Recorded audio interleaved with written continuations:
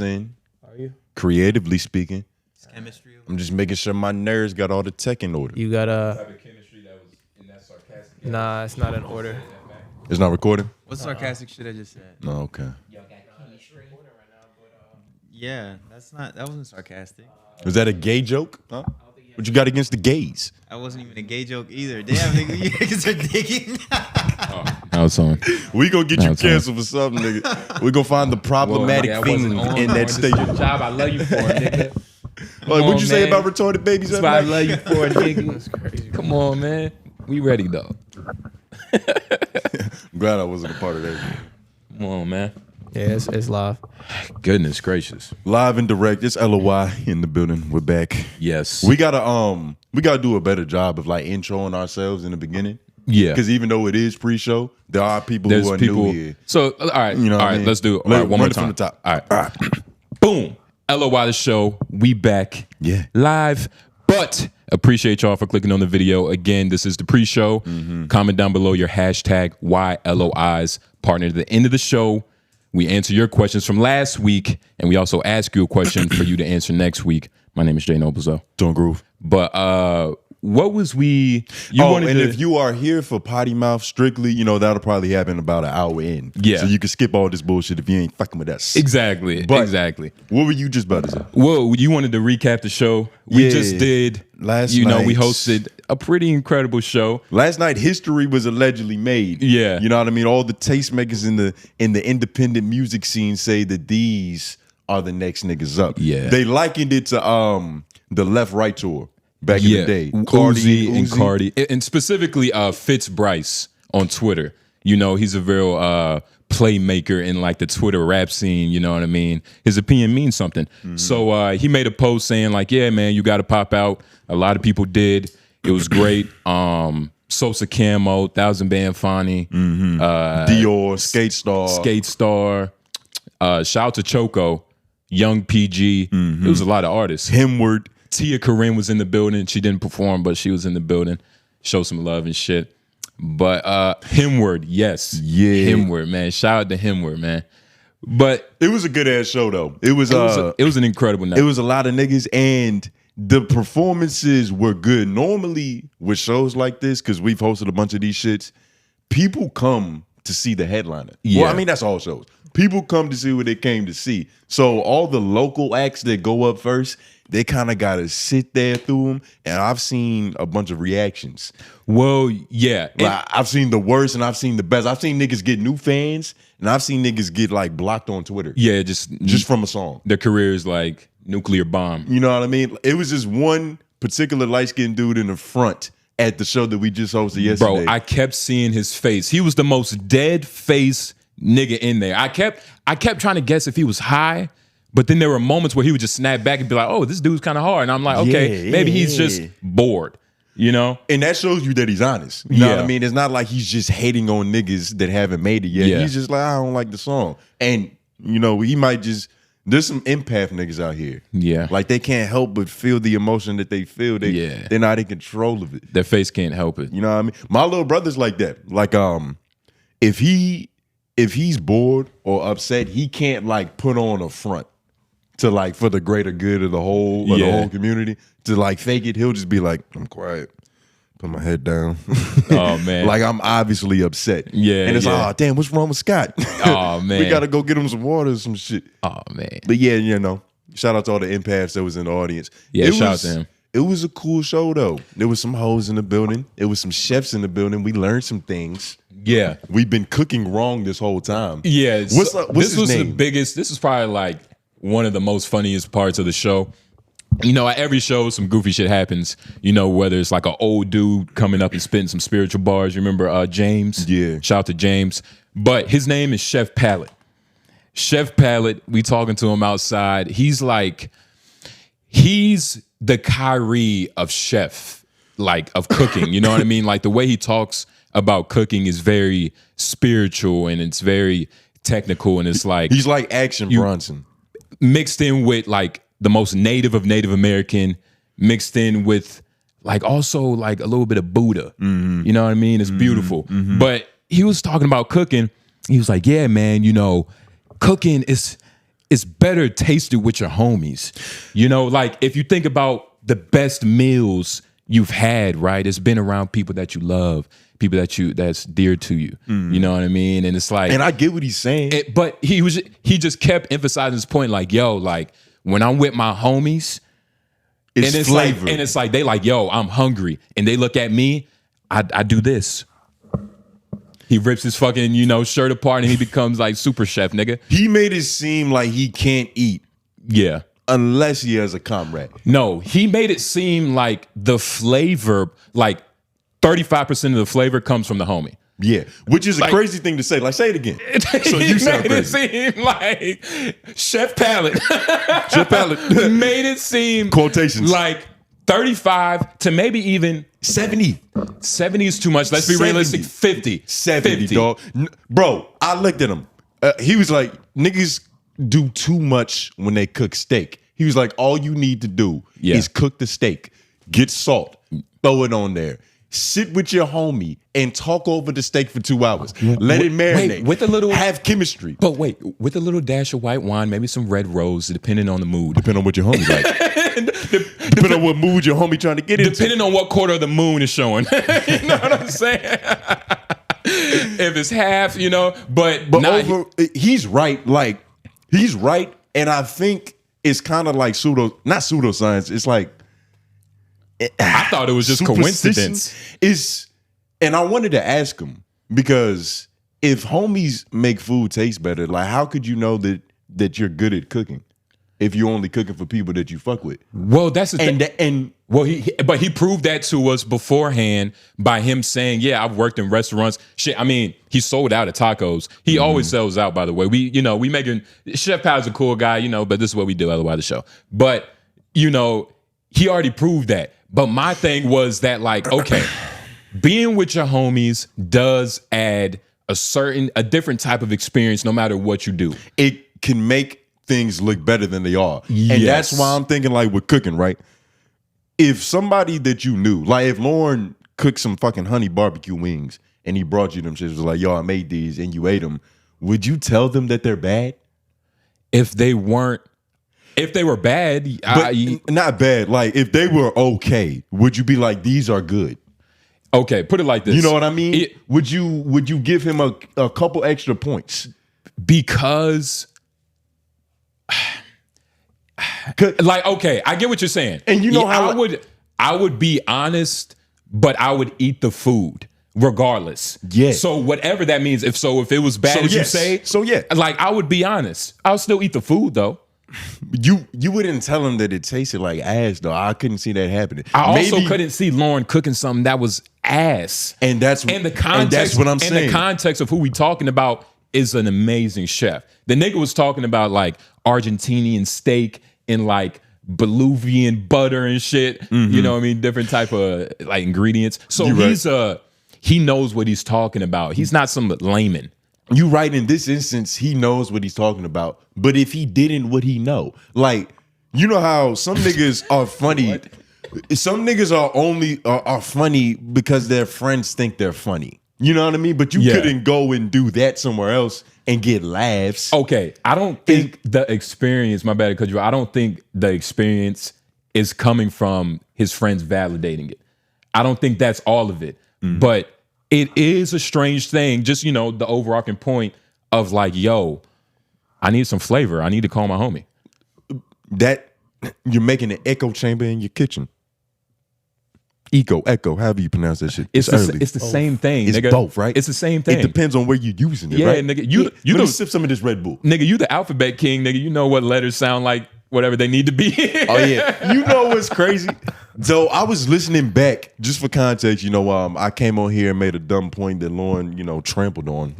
It wasn't dumb. It was like misused. You were misusing what you were saying. It was underthought, and it was misconstrued from what the original point was. What happened? Okay. The whole reason I even got that thought when I was saying that X is the only letter that you could like spell without a sound. I forgot what I was saying. Yeah. It's because I was taking a shit in a public bathroom, and the hand drying machine? Yeah. On that shit, it said accelerator, but it spelled it with just an X and Larator. So I was like, damn, how many other letters could you do that with? and I couldn't come up with many. But when I told it on the pod, I lost the original meaning because I forgot where I was when it was happening. Well, what happened was you was just dumbfounded that could happen with letters. Yeah. But, you know, it was a lot of it. Nah, that point was kind of stupid. But you did lose point. You lost your motive when you were describing it. Yeah, I mean, you know, niggas make stupid points. But nah, man, it's don't act like you haven't done that. We have a catalog of content of your dumbest shit, nigga. Of course. We should do a greatest hits of our worst takes. Yes. Like, we just got to throw all them shits into one 15-minute video, like the shit that aged terribly, the shit that we had no facts on. It's going to be great promotion, especially if we do it like LOI, 3 Oak, homeroom, like everybody's. It's going to be great promotion for us because a lot of dumb thoughts probably, and I wouldn't say dumb thoughts, just nuanced and savant takes. Like, I was thinking about, I was watching some old school movies, right? Who do you think could win in a fight? You know, have you watched The Wood? Everybody watched The Wood? Favorite movie? Stacy? That's your favorite movie? Yeah. Of all movies? Yeah, it's because when I came up here, like when I watched it, I wasn't supposed to be like the experience as a kid. Like when I watched it, I like crawled out the room to go watch it and shit, and was like watching it with your friends. Not even just with that. With like my sister and her friends, they was watching it, but I was like under the kitchen table, like watching the shit, and I was dying laughing, and I was like, this shit's hilarious. Okay.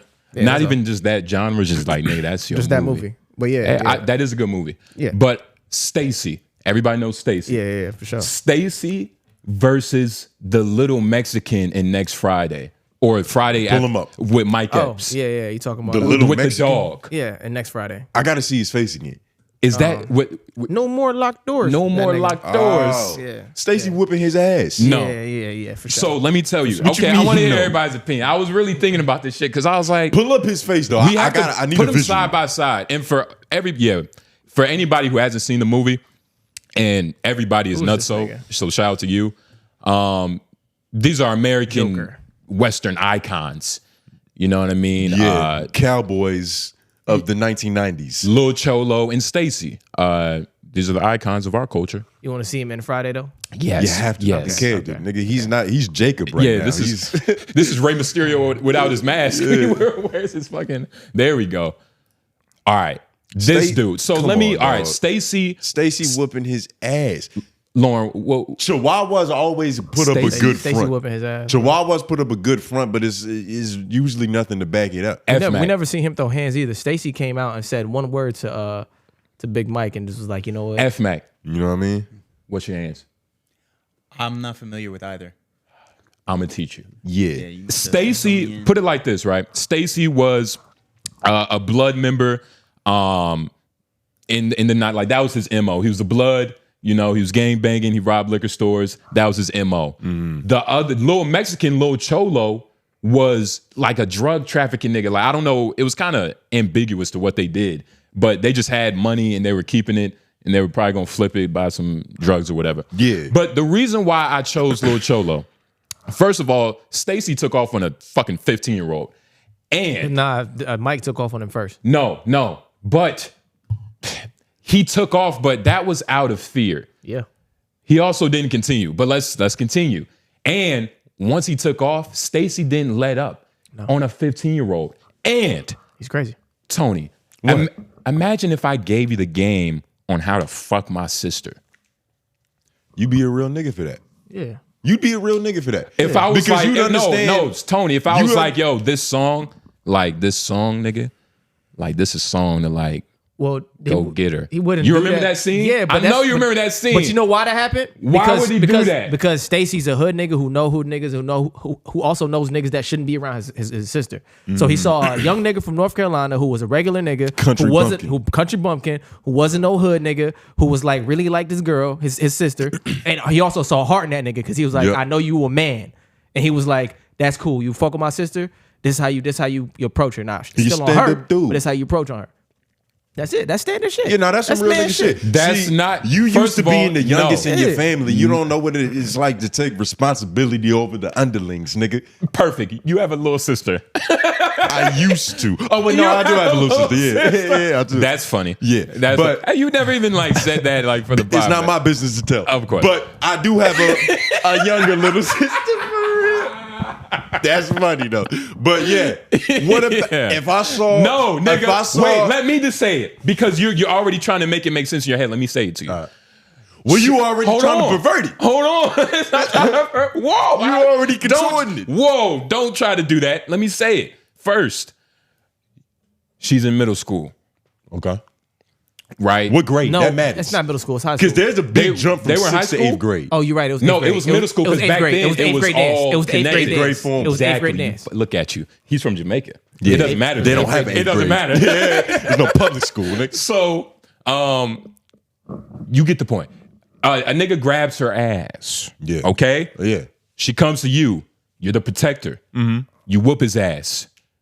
Well, is this what I would do? Are you asking me what I would do? I'm building the story, nigga. I'm just describing to you again. I want you to feel it. These are the circumstances I've lived up to this point. This is how you was introduced to him. Mm-hmm.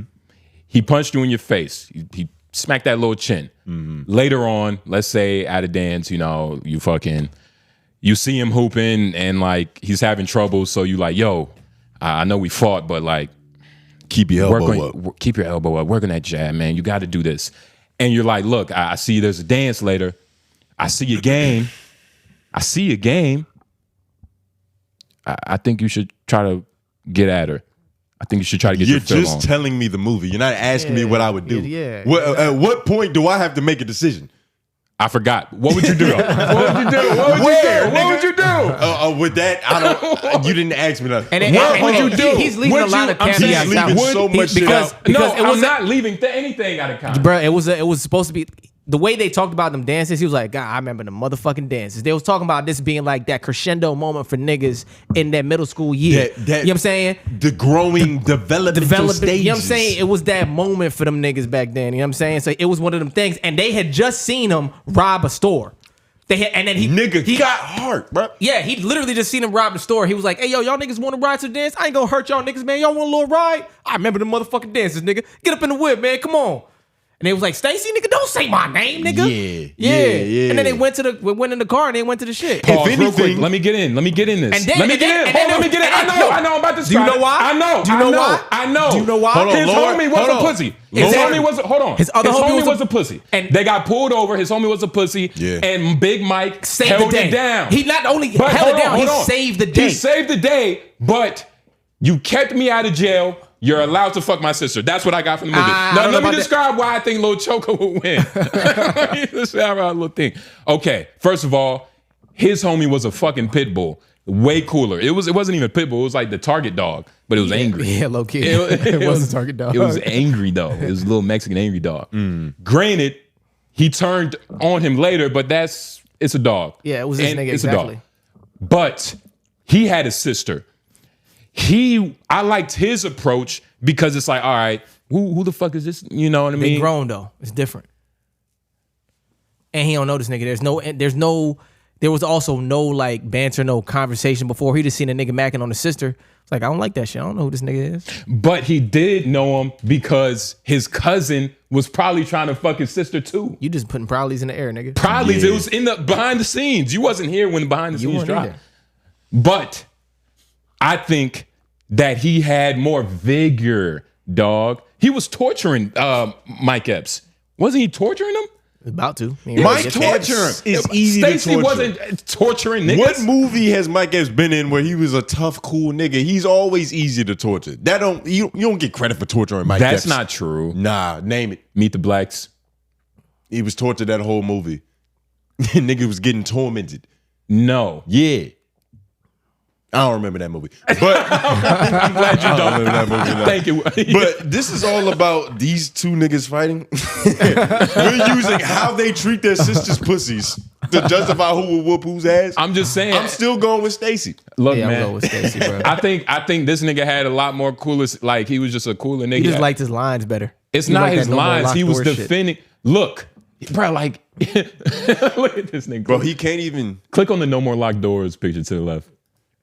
Yeah, down. Oh, this one here? Yeah. Yeah. Come on, dog. You don't think this nigga could whoop Stacy's ass? Nah, I don't even think he could see Stacy under that hat. Stacy, look, I'll give you that. Stacy might have the advantage because Big Mike was his height too. So he's already used to punching niggas that height. But we haven't seen like Stacey like push up on him like a, you know what I mean? He pushed up on his The soft ass real homie. question is, which actor would win in real life? Now that's a different answer. I think I might go with the Hispanic dude in real life. Didn't some wild shit happen to the dude that played Stacey? A lot of, or was that another guy? a lot of messed up stuff happened.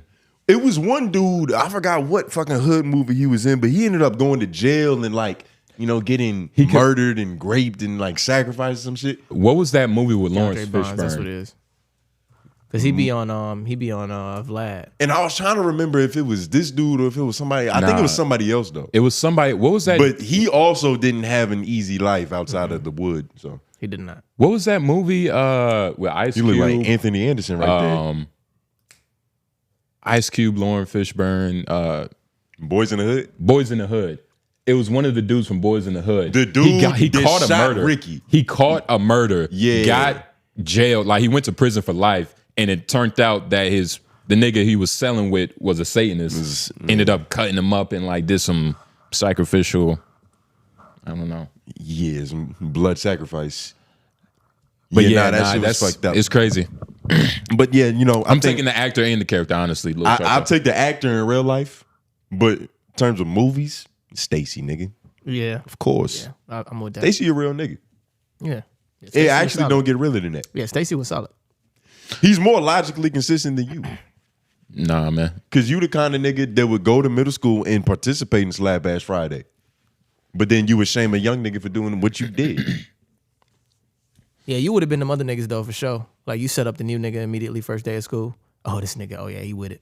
Yeah, he been one of those. Yeah. It is funny, but I probably wouldn't do that. I'll probably tell him like, nah, I'm just playing. I'll fuck around. yeah. But I'll get him to that point. I'll get him to the point. Because you don't got heart. Okay, so who you think is smoother? All right. I don't like the question. What are these? How you been coming up with these questions? This one is just now. This one's just now. I watch a lot of black movies. It's easy. But Sweetness from Roll Bounce or Soul Glow from Sweetness. from Coming to America. Sweetness. It's probably Sweetness. It's not even close. But the dog. Soul Glow nigga, Soul Glow's arch corny. nemesis was a fucking king. He was a prince, and he was corny. Coming to be king. He was corny, dog. Soul Glow. Sweetness was a smooth motherfucker, though. There's so He much was a more to being motherfucker. smooth than just like the way you think. Like if you can move smooth, that's like 90% of the battle. Yeah. You don't have to talk. You can just glide. This just nigga- roll the blade on through. Nah, this nigga was lame as shit. Yeah, nah. He was Yeah. like a Lionel Richie Okay. wannabe. He just had a Okay. real crazy Jerry curl. Okay. All right. That nigga left a trail of moisture everywhere he went. There's nothing Yeah. smooth about that. He's Yeah. greasy. Well, it's greasy as shit. It's not smooth. All right. Sweetness or Pootie Tang? You know, he looks exactly like my grandma. It's something about the eyes. My grandma's like a lot more light skinned, but he looks exactly like her. Look at this nigga, dog. Yeah, nah. He don't even was a have smooth moisturizer in his afro. He just picked it out. He was killing He's shit. still, he's still living off the bravado of this. I believe it. Nigga, this could sustain a life forever. What about Pootie Tang? Pootie Tang He was is just up there. Pootie Tang versus Sweetness?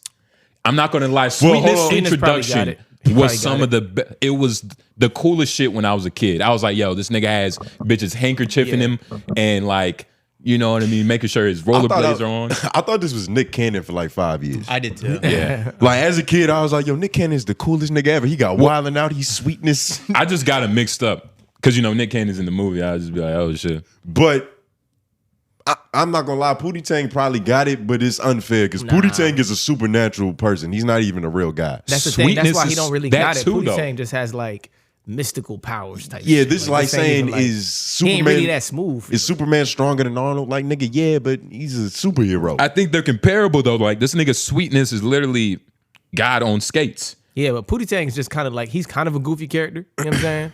He just somehow wins. So all right. Pootie Tang got plot armor, All right. That's So what I'm which saying, is a you know what I'm completely saying? different thing. Like but doesn't Sweetness had plot armor too? All right. But it was built into a smooth nigga. I get what you're saying. So Black Dynamite would make more sense against Pootie, not fucking Sweetness. Yeah. Yes. And Pootie still got it. What? Pootie Black is Dynamite? one of the most overpowered characters ever created, dog. He's like, he's one punch man for black dudes. In terms of like, he's comically strong. Like, he's so strong, it's hilarious. Strong, but we were talking about Smooth. Yeah. We were saying who was, but all right, you want to talk when about we say smooth, we're really talking about power. Yeah, we're talking about aura. It's true. You know what I mean? It's true. It's the It's true. embodiment, But it's- because it evolved. But I'm You're glad right. you said It does that evolve. because You're I right. knew what he was saying. But I'm glad you clarified and make because it right. Yeah, But but in fighting and getting bitches and like It's all one. It's all one thing. everything. It's all Yeah, one it's thing. all one Yeah, it's thing. all one thing. like who trips the most, who trips the least. Yeah. It has to be Black Dynamite. It has to be No. Over Pootie? Black Dynamite. That nigga was actually pretty like all hoe around would, astonishing. a hoe would spawn to He's warn my him. favorite. A hoe would spawn to warn him a ledge is coming. Or like just like, hey baby, there's a pebble right there. Watch your step. That's Black Dynamite, nigga. No, but you Come gotta on. like Facts. Pootie was just different, dog. Like Black Dynamite was still actively a part of the world that he was in. Pootie was rejecting trying to be a smooth nigga, and bitches in the world just loved it still. It was on some Truman Show shit. Who cares? Like, it was literally like the whole world was a reality TV show about this one nigga. Because he's a superhero without confidence. You want your superhero to not have confidence? What do you mean a superhero? Nigga, he didn't even speak English and he could communicate. What are you talking tippy about? tie, tippy tay, nigga. And the bitches knew. They just understood. Sarate. He make fart sounds. They say it back. Yeah, nah, nobody Start beats queefing. Pootie. Pootie is too overpowered to where he can't even be considered in the conversation. Like he's Jordan era. Jordan Air. You have That motherfucking a belt. certain loyalty to Pootie. I don't even like him the most. Black Dynamite is my favorite. But I have to be objective when we come, cool black nigga conversations. Black Dynamite is hard though. Black Dynamite is hard. Yeah. He threw a fucking boomerang from half across the world and jumped in front of a nigga face and like it hit him and like, what are you talking about? Now, Pootie feats have to be crazier than that. Blocking bullets with your belt buckle It's pretty impressive. is pretty impressive. Yeah. He was pretty. But what nasty with about that belt. stopping drugs? What about stopping crackhead babies from being on the streets? That's also impressive too. It's While infiltrating the White House, he won. it's something. He won. I wish I would have known we was gonna compare these niggas. I would have rewatched all these movies. But just in case, right? Because I'm high now and I'm trying to remember Pootie He I didn't feel like do we, enough. I feel like No, we gotta Black look up Dynamite. I feel like we gotta look up Pootie like feats. No. We have to. How? What do you mean how? Google, YouTube, Twitter, Tony. Instagram. This is your superhero, dog. It's not my superhero. I'm being objective. You're biased. Okay, can you be honest? You're Black talking with your Dynamite heart. infiltrated the White House. He took he literally gave it to the man. I don't even remember that scene. At the end of Black Dynamite, he was like, yo, this, the CIA and the government invented malt liquor that makes our penis smaller. We might not be able to put this in, but play it. What, this one? Yeah. All right. We just have to witness Pootie greatness. All right. He's literally cleaning the community, I just had to see nigga. it, bro. I forgot okay. all about that Come on. shit. That was it was This- incredible. This is It's what incredible. I was, It's but incredible. This is what I was trying to say about Pootie earlier. You can't put him in the conversation Yes, you because can. he's just a supernatural being. He blocked a bullet with his ponytail. Do you understand that they toned Black Dynamite down for the movie? Like, first of all, we can look up all of Black Dynamite is that. No. All of Black Dynamite, No. it's more women, it's more guns, it's more Afro, not whatever slick back American like perm. It is true. This is You the know what I'm difference, saying? though. It's blacker, dog. But this Can we? is- All right, we got to break this down. You're changing we have the to conversation. No, we have to break Blacker? it down. We have to break it down like lawyers, dog. It's blacker. That's not what we talked about But originally. in terms of smoothness, But I want blackness you and to smoothness, I want you to acknowledge we're now having a new conversation. it's not a new conversation. No, we're having a new conversation, and I'm not going through it with it until you say it. Okay. I'm going. I'll take these motherfucking headphones off, nigga. You can take them off. Take Tim's off too. Nah, nigga, that'll give you too much ground to stand on. Fuck out of here. But nah, Pootie No. is universal, nigga. But that was actually an amazing scene, and I completely forgot We about chose that. a random scene. He literally, we set it up. He was like, he's never helped the community. He got a kid off drugs before Black he was on them. Dynamite. Black Dynamite whole purpose is literally helping the community Nah, for sure. and stopping the CIA from doing their wicked things Not his to whole the world. purpose. Like that is his whole. Bro, do you not He remember? has whores. Type in That's Black not his whole Dynamite. purpose. Type in Black Dynamite. White House scene. Fuck everything else. Fuck the whores, because that's cool too. But let's look at this. He did save. You want to know which one? 5 minute joint? The 3 minute joint? 3 minutes. Yeah. All right. I said, can you dig it? Yes, I He can dig it. You gotta yell to make this shit better. Come on, man. This listen, shit. Well, listen. okay. First of all right. This was like inspirational. Like I felt like you have to be blacker. Like you have to feel proud about yourself after watching this. You know what I mean? Like there's a certain amount of like thought, like that a thought pattern that you have to be to really understand the underlying meaning of this. But you are changing the conversation, though. Yeah. No, I'm talking about it all. And I told him I'm not participating until he acknowledges. How am I changing the conversation? We were talking about all the things that make one better than the other, like stronger or like. And now we're on being the black list is, first of all, I said in the beginning, we have to break it. we were have to talking break about power, like the. I'm not being blacker doesn't come with like more bonus points in your power attributes. Like what it does. But like you see how much further from smooth that we're getting. First of all, you said You see how smooth much to describe further it. from You had to smooth have that we're F-Mac getting. fucking help you. Listen, Okay, listen. fuck it. Black, I fuck with Black Dynamite. No, you don't. He's one of my favorite niggas. But you're comparing a nigga dodging plates to a nigga deflecting bullets. With his It's not a ponytail. comparison. With his ponytail. Pootie Put that out Tang there. will whoop his ass literally, like with the belt buckle. Bow, bow, bow. It's no comparison, dog. Hey man, put in the comment section, man. This is what this shit is about, man. Hey, nigga, Black Dynamite is literally my profile picture on YouTube. I know where you're coming from. But Pootie Tang is just like, Nigga, don't fucking try. I don't need you to level with me, nigga. The fuck is you? oh, What he's are you hurt. talking about? Oh, he's hurt, Lauren. It's okay. Black Dynamite will be there for you. Yeah, he's hurt. He saves the community. Okay. What time we still got a good time? We had 38. All right, probably got a little bit. Yeah. But what was Ken's Got Competition? Yo, Was that like so? Apparently, click that link. I got you. LeBron James has a new Barbie doll. Well, come on, dog. Don't like disrespect him. What do you mean? He has a Barbie doll. Would you coin it as a Barbie doll? Yeah, because it's made from Barbie, Mattel. It's a Barbie doll. So he's one of the first male athletes to get a signature doll. Like apparently this some shit they don't do for niggas. Yeah. He's even like they made him an inch taller than the regular Ken doll to symbolize his height. But apparently these shits might not even hit soon because of these Trump tariffs. If you read the article, this shit goes from celebrating LeBron James to shitting on Donald Trump very fast. It's like paragraph 1 to paragraph 2 is a completely different conversation. Why? Oh my God, Trump, give us our Barbie dolls. The fuck? Yeah. See, look, it's already here. God, whoa. Damn, they're really breaking it down. Yeah, no, because it is. Well, this is a news.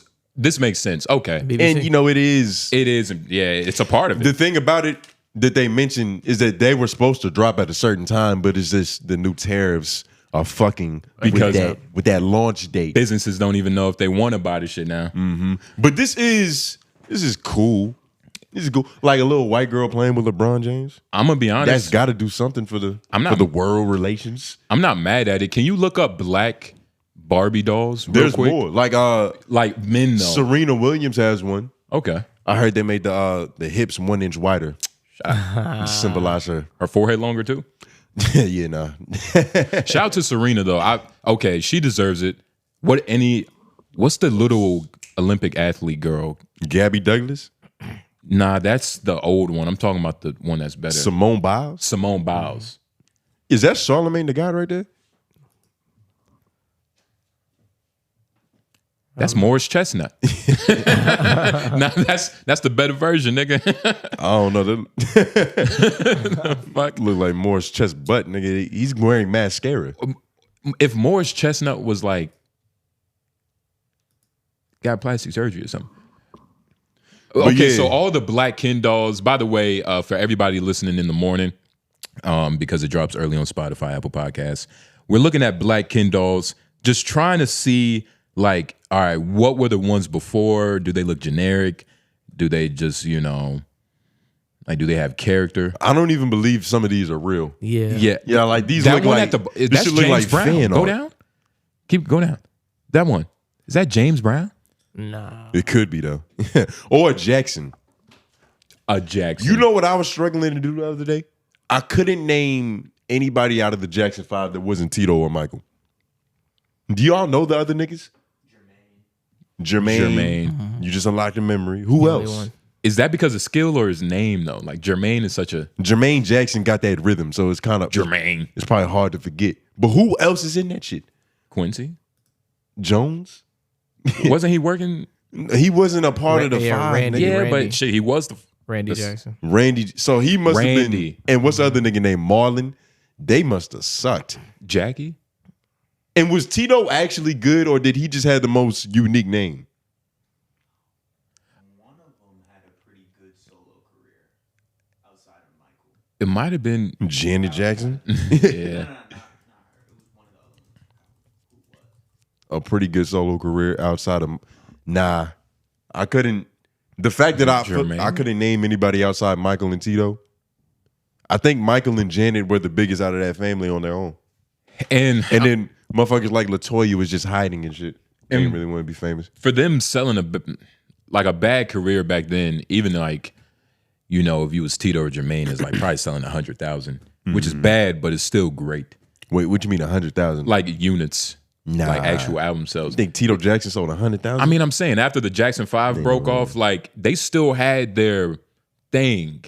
They still had their motion. Like it had to been. Nah, you They're the assuming fucking that. Jackson 5. nah, that's not how that works. It's not that the Jackson 5, at least for the Jackson 5. Nah. We have a lot of examples of that. Look at fucking Justin Timberlake. What happened to the rest of the niggas after fucking NSYNC? First of all, Justin Timberlake, you can't compare NSYNC. Well, then to what the about Jackson Beyonce 5. and Beyonce and fucking them That's girls? the thing. The Kelly Jackson Rowland 5 did her thing, but Yeah. I feel like they're a little bit more iconic in terms of like the era. Like, all right, I mean, yeah, I'm just giving you an example that it can't happen. I feel you, and I'm not just Yeah, trying to yeah. like fucking. Yeah, I'm just be saying dense it, with you, like, but it okay. can't happen. I do think the Jackson 5 is in a different like category of like they the Jackson 5. Michael in himself, his sauce just permeates, you know, In around. theory, but it didn't. Because we don't know anything about these other niggas' careers. Like Janet Jackson went crazy, but you know, she had to do certain shit to get that. Like she had to have the same surgeon as Michael Jackson. She had to get the same face. Yeah. Had to show her nipple at the Super Bowl. It's Yeah. a bunch of it was a cost to that. Yeah, they all had their own solo careers. It just wasn't as successful. Man, I remember seeing the other day I saw like one of the old league like titty pictures of Janet Jackson. Mm-hmm. Like, man, They weren't as good as you remembered. they just I guess I was just like, damn, these were her titties. Like, fuck, okay, fuck it. Fake titties back then. You know, you really had to want fake titties because they didn't really like having fake titties.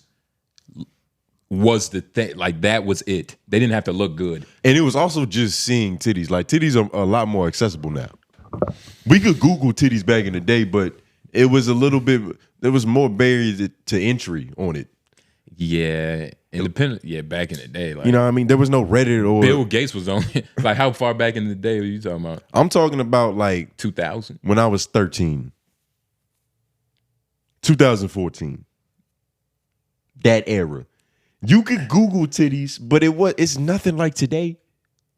Yeah, it's just more. Today they throw them in front of you when you're not even trying to find them. Yeah, Nigga, today, like You I'll go on open- Twitter right now and scroll. All of a sudden, titties gonna pop up. You can't open that shit in public comfortably no more. no. yeah, Especially if you follow Fat Boy SSE. yeah. That nigga is doing paid promotions and he's putting his Instagram on the line. Like, I'm honestly surprised nobody's tried to report that shit. He'll jump scare you with pussy. Yeah. Yeah, I saw some crazy shit today. I opened up Twitter just to look for I guess Tommy Lee was on one of them like 20v1s or something, and she Yeah. like got into a fight. I just looked to try and find a fight because I just was like wanted to see that shit. And Just looking for as I carnage. scroll down, I just saw like this girl, I guess, beating up her boyfriend. Like, but I guess it's her calling herself a dominatrix. She looks like she's pretty well known. Was he enjoying himself? he was like bleeding and shit and smiling in the fucking car. Yeah. I was like, what the fuck? But then apparently this bitch is like a OnlyFans. I don't mean to call her that, but she's like an OnlyFans model or some shit. You don't mean to call her a bitch? I don't know her. Like some people deserve it, but I don't know. You don't want to hurt her feelings, but she can hurt her boyfriend's ass. I mean, yeah, but she's just calling it bullying. But I'm just saying, to your points of titties, I clicked on her page and all of a sudden I was like, oh shit, this bitch is selling titties. You know what I'm saying? Like, that's all I was trying to say. Mm-hmm. We have a lot more. It's public access now, and it's kind of ruining titties. I'm tired of my For You page just being that. Like do y'all notice that shit? Like even like the other day, it was this one girl. Like sometimes I'll occasionally see a random bitch. I'm like, all right, I wonder what her nipple look like. I'll go Google that shit. And then I'll look, but I don't look for long. Like I'm just like, all right, I saw it, but it nothing registers in me to where I'm like, I'm kind of horny. I don't want to fuck this bitch. I'm just like, It's just I watched it happen. Degeneracy is like, it's too accessible now. It's just way too accessible. You know what I mean? Like you could just, it's too easy to just like be a goblin. You know, like that's some goblin shit. And every dude does it. It's like, oh shit, it's like this bitch look bad. Like, let me see. Goblin. The fact that every dude does that now makes the definition for goblin a lot more severe. Yes. You know, like you gotta be into some real twisted shit to be considered weird now. The spectrum has extended. Like I put in the notes, there was a game. It's off of Steam. Steam is a platform where you could buy games if you're on PC. It was called No Mercy, nigga. It was a grape simulator. Whoa, what the fuck? Whoa. So if you click on that, just type in. Never mind. I was gonna type. I'm cool. No, you could just click on the link. Oh, is this right here? Yeah, I mean you could type in. It's not like it's like this is all that's gonna pop up. Devs behind controversial sexual assault game defended, but say they're pulling it from Steam anyway. Now, obviously, if you look at the date, it's already off Steam. But let me just read this a little bit because this was crazy. The studio behind No Mercy, a recently released 3D visual novel featuring non-consensual sex and incest, has announced that it plans to remove the game entirely from Steam after the game attracted controversy online. Valve pulled the game from United. You got something else to read, so I keep reading it. No, you good. Yeah, you good. The game from the United Kingdom version of Steam after government officials slammed Valve for allowing No Mercy to be sold on the storefront. And in the game, this is the concept. In the game, players discover that their mother has cheated on their dad and that they are then told to claim her for yourself. This leads to multiple scenes involving the player forcing women, including their character's own mother, to have sex with him. The game's description on Steam includes this line: unveil her deepest secrets, subdue her, and make all women yours. That's crazy. Many people online weren't happy that Valve would allow No Mercy to be sold. An online petition demanding the game be removed reached over 10,000 signatures on change.org. Of course, it was labeled as adults only. There was another part. How popular was it when it was available? It was this one of the heavy hitters on the platform, or it was just some obscure shit that 4chan niggas was on? It wasn't a heavy hitter, but it just, the fact that a lot of people knew about it was bad enough. You know what I mean? I don't think it reached like 20,000 players, but look that up. But so it is crazy that this is even a concept that somebody could come up with. But what's even more fucked up is that there's a market for this. Yeah. I fully because business is my fault. Oh, no. This is his statement. One of the game makers. I fully understand that for many people, such things may be disgusting. But during sex, people should really do what they want as long as they don't harm anyone, said 𝙿𝙾𝚃 Games. If after reading our statement, you still believe that such games should not have been created, then we sincerely apologize to you. At the same time, we would like you to be a bit more open to human fetishes that don't harm anyone. Even though they may seem disgusting to you, this is still just a game. And although many people are trying to make it into something more, it remains and will continue to be a game. It's a very, all right, surface level, it's fucking weird. Because first of all, the name in itself no mercy. It's like, goodness gracious, nigga. Like, not even a little bit. Like a ... after, like, maybe. You know what I mean? But JK. In you know, because we was talking about like degradation and, you know, degeneracy. It's a very weird landscape because yes, this is a game. Like, is having a game about that, is it the same as watching something about that? It might be worse because you're watching it and it's interactive. Like, you're a part of it. Yeah. When you just watching a movie, there's a suspension of disbelief because it's on the screen, you're away from it, it's happening. But when you press the button to make it happen, that's a whole other layer of interaction. Yeah. You involved. How many people, okay. Like, do you watch that type of like footage? Like movie? Movie. Let's just call it that. Do you watch those type of movies? You got to be specific in this conversation. I don't know what you're talking about. Do you watch those type of like, hey, come here, give it here type of movies? You talking about like in pornography? Nah. I like BBLs, like big booty Latinas. So nothing. Pogs. The MILF. So no. But hold on, look. I do watch like MILF shit, and I feel like that is normalized. But that is, that's not weird. It's normalized, but it is still kind of like, okay, I'm fucking my dad's girl. Like, it's not incest, but it is the start of going down this path. Right. So okay, so all right. Because wanting to fuck your dad's girl is selfish. Yeah, it's stepmom corn. I mean, I don't think stepdad corn is weird. What is stepdad? But I try not to look at titles and shit. I just look at asses. I feel you. I just try to like. But sometimes it's weird though. Like the title, it's part of it. It's part of it sometimes, and sometimes you'll mistakenly look at the title and it's like, I guess. But look, regardless, the whole reason. What titles do you mistakenly look at and go, okay? The whole reason, I mean, if the title is just worded correctly, like, you know, it's just like, damn, this just grabbed me. It's good marketing. Yeah, words like demolish, but like what? The reason why I asked you that is, I get what you're saying. Like most of the time with corn, you literally just look at it for the physicality. But there are times like stepsister. I could fuck with some stepsister corn. I've met a couple women.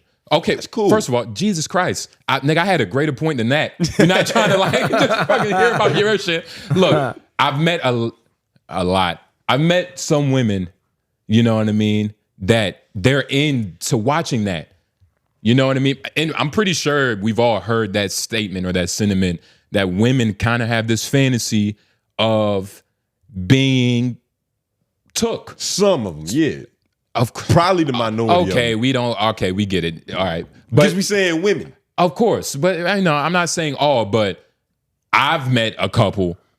I don't know about y'all. I haven't asked y'all yet. I wouldn't lead with that ever though. Of course. In general, like even in the conversation, I mean, like, and being took, there's different levels because I've been told, not to quick, Lauren. Yeah, I know what you're trying to say. There's a thing called CNC. You just gotta say it good. It's a thing called exactly is what I'm trying to say. Like, it's a thing called CNC. The fuck is that? It's a consensual, non-consensual. This is what I was told. It's like not grape, but like it's almost there. Like if you're treading too close to that line, bro, just go ahead and. But yeah, I just don't want to. But that's what I was. I'll just take my condom and go home. Yeah, I'm cool.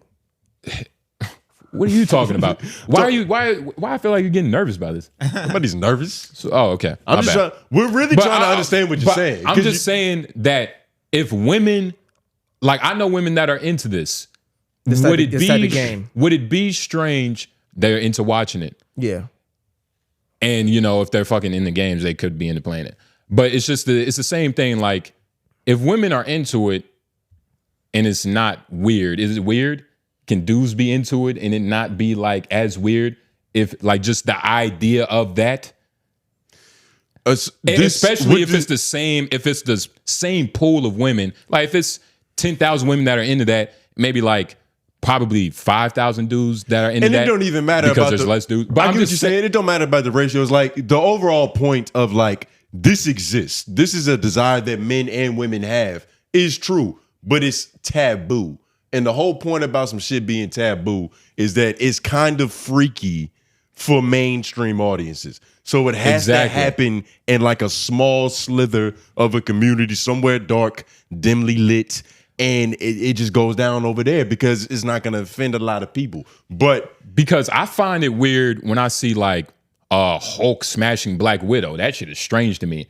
You know what I mean? Like, you've ever seen like those weird pop-up ads? Like, yeah, it's strange. It's like, it's definitely strange, but it's not as strange as this. Yeah, this is. It's nowhere near as strange as this. I don't know, dog. It's almost like it was always here in front of us. Now you just get to play it. It's just a game now. Like, is it weird? It's been normalized for so long. Like, niggas have been watching this type of shit forever. Yeah, but niggas have been making this type of shit forever. Do we want to subsidize it? I'm not saying. Do we want to like? Do we want more? I'm not saying like they haven't been. I'm just them saying niggas weren't able to enjoy themselves enough. I'm just saying let's make some more shit. I'm just saying. My bad. I was interrupting you. What did you say? I'm saying, do we like? Okay, the fact that this desire exists, yes, but there are desires that exist that aren't favorable for everybody. Of course, like motherfuckers want to murder. That doesn't mean we should have outlets for murder. Of course. You know what I mean? So existence isn't justification for let's have it happen. But with some shit like this I think having the game for it normalizes it to a degree that it doesn't need to be. And it also like it makes it available to introduce more people to this shit. Like certain shit we shouldn't be spotlighting. It's just a slippery slope. Hold on. So GTA. I know he's gonna go there. I was gonna go there earlier too. What about but hold on, let me make this point. So like GTA, right? We have games about shooting people, robbing people. We've always had movies. Yep. Movies came before the games, actually. Yes. Yeah. So does that lead? Did Call of Duty actually cause all of these bad things to happen in this world in America? It's hard to tell. It's hard to tell. And look, I'm not disagreeing. I'm just trying to get Put it this way. If I grew up as a 12-year-old playing Call of Duty, and that made me want to enlist and become a soldier, did it influence me? Yeah. Was it positive? Technically, yeah. Most people always think about the worst outcome. Like, oh, he just wants to be a murderer. He wants to kill niggas. He might really just be inspired to really get into the military for real. Become a general and shit. The thing with those other... A lot of times, it's your dad's dad. You're indoctrinated, really. And a lot of the times, we're blaming the IP for what actually exists. Like, 2K didn't make me want to play basketball. Right. I love basketball, and that gravitated me towards 2K. Right, but the problem is there's people on both sides. So there's people like you, and there's people like the other side who like, this thing made me want to do this thing. You know what I'm saying? Like playing for me, like I'm an example of that. Like I came from Jamaica. I moved here when I was young. I played NBA live before I ever played basketball. And I learned the players through that. I learned the team, the Spurs, with the friend I had, and then we started playing basketball outside, and I began to love the sport. Like that's how I became a part of the sport. You know what I'm saying? So there's people on the other side of that thing to where it's like, it is a slippery slope and a tricky one because it's an experiment nobody wants to take a chance with. You don't want to experiment making this outlet for these type of people because on one side, maybe it's an outlet that stops them from doing it in real life. On the other side, maybe it's just fueling the whole thing. You know what I'm saying? So it's like a real scary way to go down. But I think it could be either thing. And that first point that you said was that was his point. That was what his point was. Look, you know, this thing exists, like, you know, it's an outlet, like you said. But I do agree. I agree with both sides. It's a tricky situation, but a lot of this stuff, like if you complain about this, I would err on the side of caution and just not even fuck with it. That's I wouldn't even fuck with it. Like I just wouldn't even fuck with it. That's the thing about it though, because there's been games like this that are very similar. The only difference is they didn't apologize or take it down after it was already done. And it wasn't on Steam, F-Mac. It was on Steam. If you look up a game called Hatred, it's literally just about being a serial killer for no good reason. It's like GTA has a reason, niggas trying to get money and trying to do this. Hatred is just about killing people for the sake of doing it, and you're in the mind of this demented That's person. A great point. A lot of games about killing people, there's a purpose. Yeah, and we also have to acknowledge that like things are worse. Like murder isn't as bad as grape. If your homie murdered somebody, you'd have an easier chance still being cool with the nigga than if he took some. I'm not gonna lie. It's like that's a whole nother conversation, Tony. Like, I don't know. I can't say definitively yes or no. I would have to have it like around me and just see how I feel about it. We listen to music where niggas talk about killing niggas, and it's perfectly fine. But we don't listen to music where niggas is like actively taking pussy. Like, that would be fucking weird. There is like a weird morality placement that we put on certain things. So it's like, and I say that because we keep comparing shit like Call of Duty and GTA to a game about grape. But there are a lot of artists that have had derogatory things in their music said about women, whether it's beating them or like putting something in their drink because she didn't know it. Yeah. So it's like it's here. So but we're not putting them things on the same level. Like, it's still not. Look, okay, I don't disagree or agree. I don't know what's on the same level. I think it's all murder is very like a life. You know, like a life is gone. Yeah. But on the other side, innocence is taken. So it's all there's something more creepy. Like, there's just something creepier about sexual assault crimes. Like, murder is just murder happens justly sometimes. Where's a just grape? Like, we have a death penalty. Yeah. If somebody ran up in your crib and tried to fuck with you, you would shoot that nigga. When is the appropriate time to do some sexual assault creepy shit? Like, where's the justification for that shit? Look, that's what I'm saying. Like, they're not on the same level. Even though they're both bad, of course, we know that. But it's not on the same playing field, nigga. I agree. Yeah. I could justifiably kill somebody. There's no justifiable grape. But even then, like, I don't know, it's tricky. Like, unless you're in middle school and they're like, would you suck a dick to save your mom's life? But that's immature shit. That's the only place that exists. Yeah. Or like some stupid shit like that. Yeah. Weird ultimatums. You know what I mean? And like, who would make you do that? You know what I mean? Nah. That's not even real. Yeah, nah. Like, I held you up and tied you all up just for this one purpose. Yeah, yo, this for my mom, dog.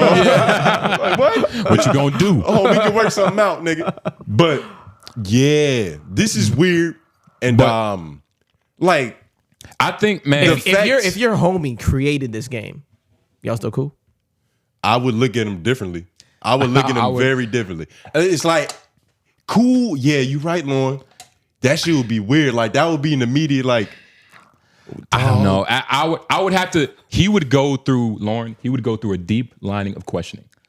I would have to like really question him and see where it's coming from. Is it coming from? All right, you're just a fucking freak who isn't gonna, like, you know, do it in real life, but you're just a fucking freak and you just like to explore in that. It's like, there's something about I would have to ask him so many questions, like, what happened to you?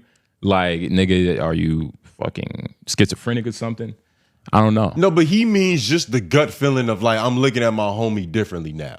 Like, this nigga might be weird. You seem to front end, yes. But like, there's something that like, but I wouldn't like live with that. Like, I would feel that. I'd be like, okay, but you wouldn't judge him for it. I mean, shit. It's certain shit that niggas can do to where it's just like, bro, that's different. That's weird. There's levels to it. Yes, you judge on front end. You see how you feel. So, all right, this is how I feel. But nigga, I have to ask you. I have to see if, like, why I'm feeling this. If it's true, like where this like is coming from. I just have to see. I don't know. I give. But it's not like it's like judge. Yeah, but I'm still gonna ask him questions.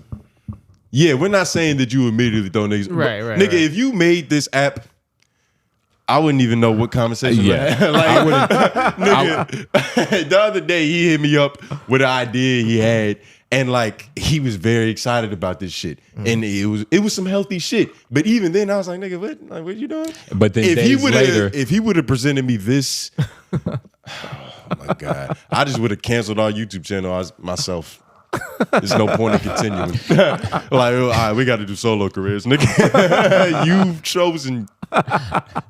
If you knew how to cancel it, nigga, you don't know how to work a computer. I just stopped showing up. But yeah, this is definitely some. It's a strange thing. It's a strange thing. It's creepy. It's a strange thing. It's strange, bro. Yeah. It's a strange conversation, man, because it's like, all right, and then it doesn't.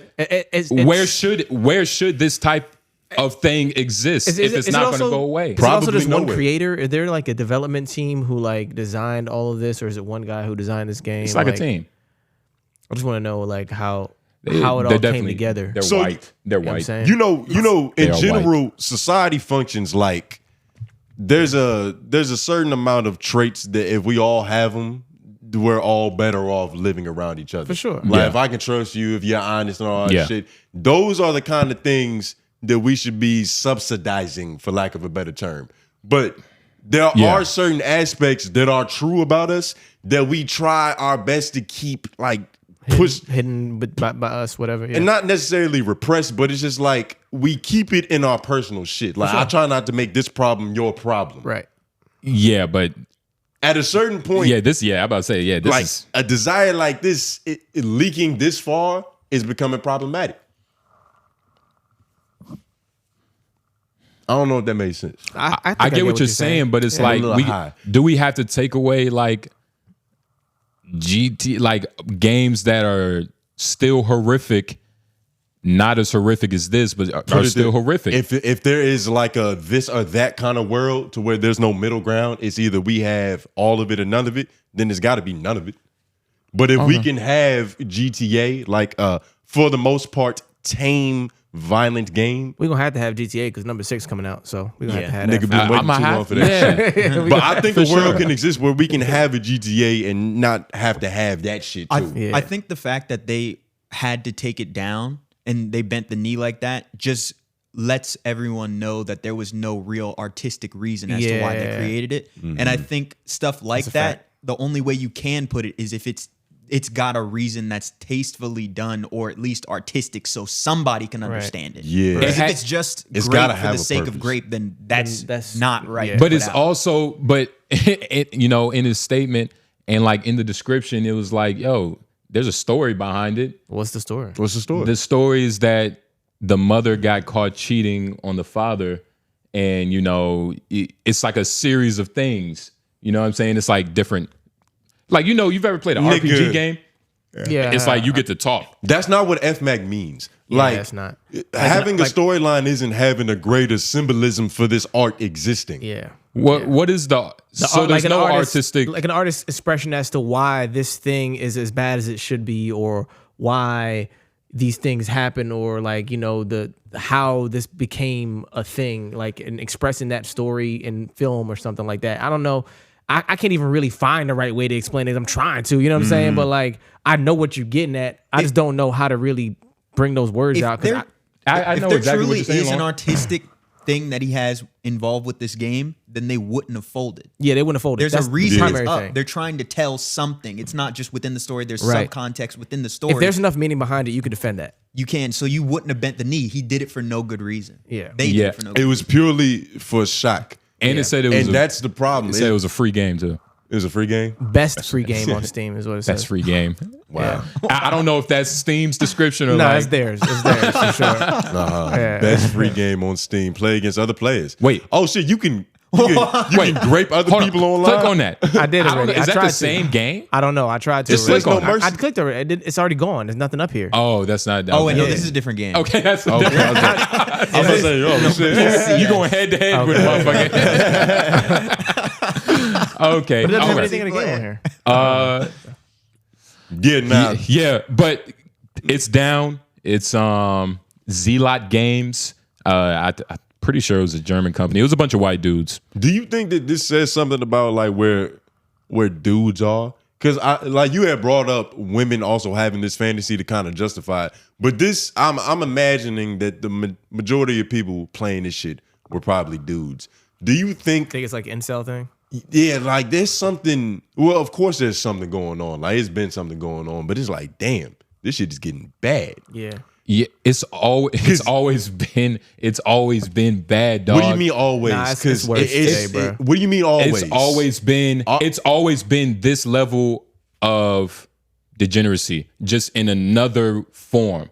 You get what I'm saying? No, like it's getting worse. And watch, of course. But I think so. That's not the same as getting worse. That's not the same as it's the same level. It's like still, it's worse. It's just a different medium now. That's what I was trying to say. It's games to just watching. Mm-hmm. It's just a different medium, but it's always been this level of fucking freaky shit. Yeah, I understand that, but just the general world today, we make things so much easier on ourselves that we don't learn how to be human and do regular shit. So like talking to girls or like figuring out that world, that sexual exploration and all that shit, like niggas aren't doing that on a real like normal level anymore. Yeah. So the fucking what you call them shits, like the AI and then also like the dolls and all that shit. All that shit being implemented is like just taking out the human aspect of understanding how to deal with these kind of emotions and feelings and shit like that. You know what I'm saying? So it turns into this type of fuck shit. Yeah, exactly. You know what I'm saying? It's Like, a combination. It's a combination of. It's a combination of just everything, bro. So basically,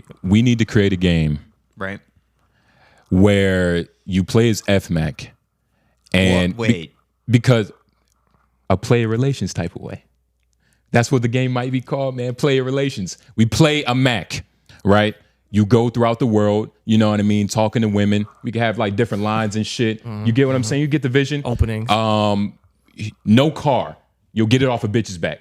You know what I mean? On level until you reach maybe level 100. It's actually a great game concept. Until you reach maybe even 200, because you really gotta get it off a bitch back for forever if you can. Like the first part of the game, like from level 1 through 15, is like how many bitches can you get without a car, without a house? Well, no, it's not that. No, you start off. How many futons can you crash on?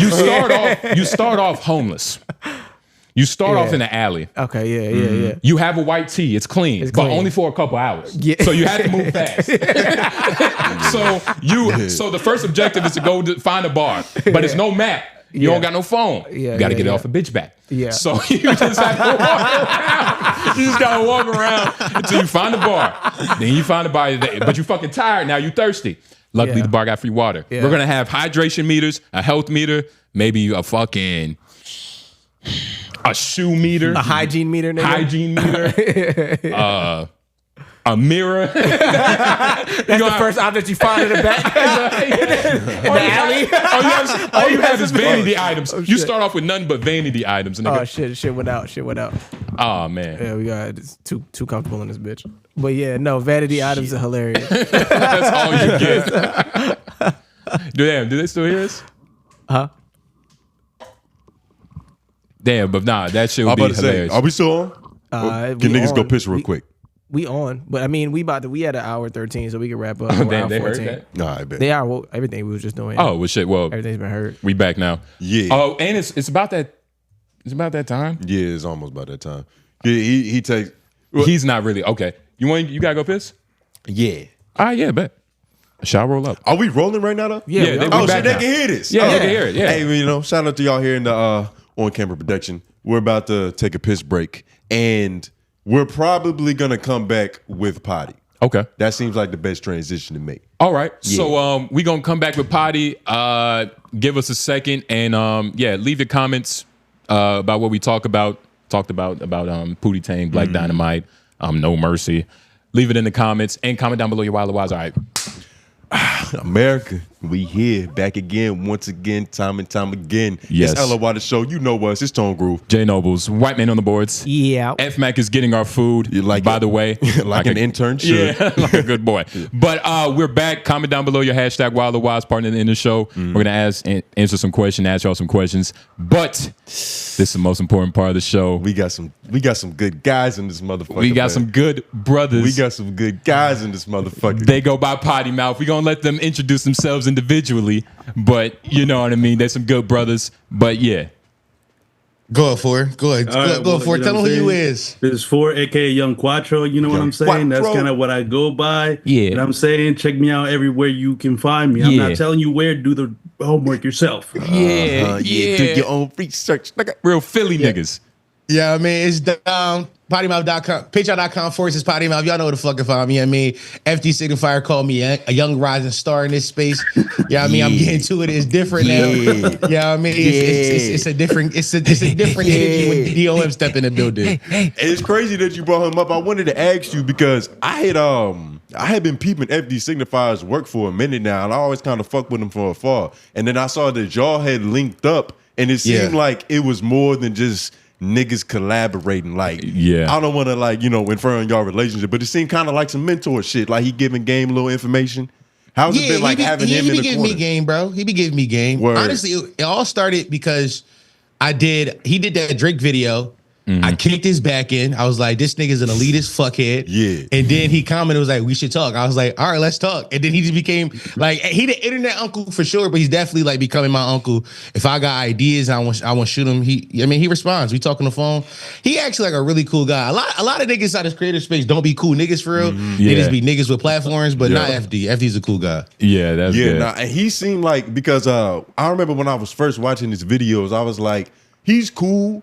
But it also seemed like he apologized for lesbians a little too much, and that was just because I was young and understanding the content and all that shit. But I fuck with him. He had made this one video about Dave Chappelle, and that's what I like about him too, is that I don't always agree, but I respect him for saying what he says, which is very important. You know what I mean? In like this creative space, I think it's better than always just liking what a nigga says or just always agreeing. It's nuance. Yeah, it's showing like you're a real person. But what was you saying?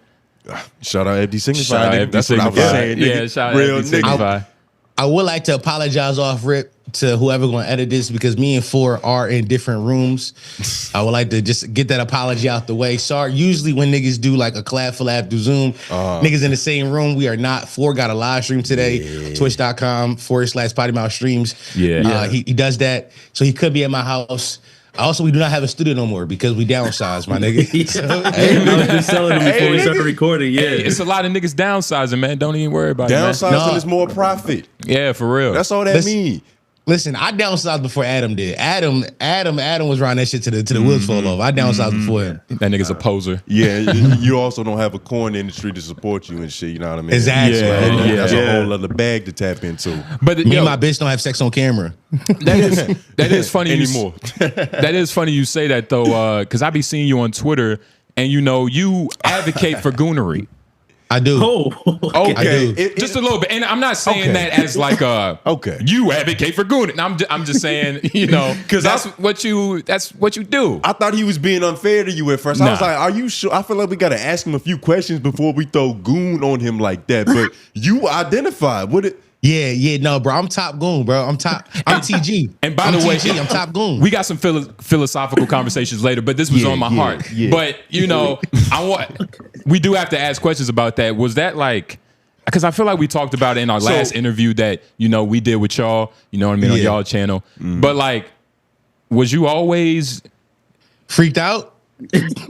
And can you give like a real definition of goon? Because I feel like the average dude will go on Reddit or Twitter and look at a bitch's ass cheeks. Like everybody likes some jiggly wigglies. That's common. But I feel like to call a nigga a goon is a severer it's a severe claim. Yeah. It's a you get more years for that. From a misdemeanor to a felony. You get more years for that. And we had the definition. I don't know if you still have it pulled up. If we can read it, read it just so we can see. You would like to read the definition? But all right. So this is what the definition says. All right. I'm listening. It can be a derogatory term for someone considered. Oh wait, no, that's the wrong one. Okay. Go to number 2. It's number 2. Okay.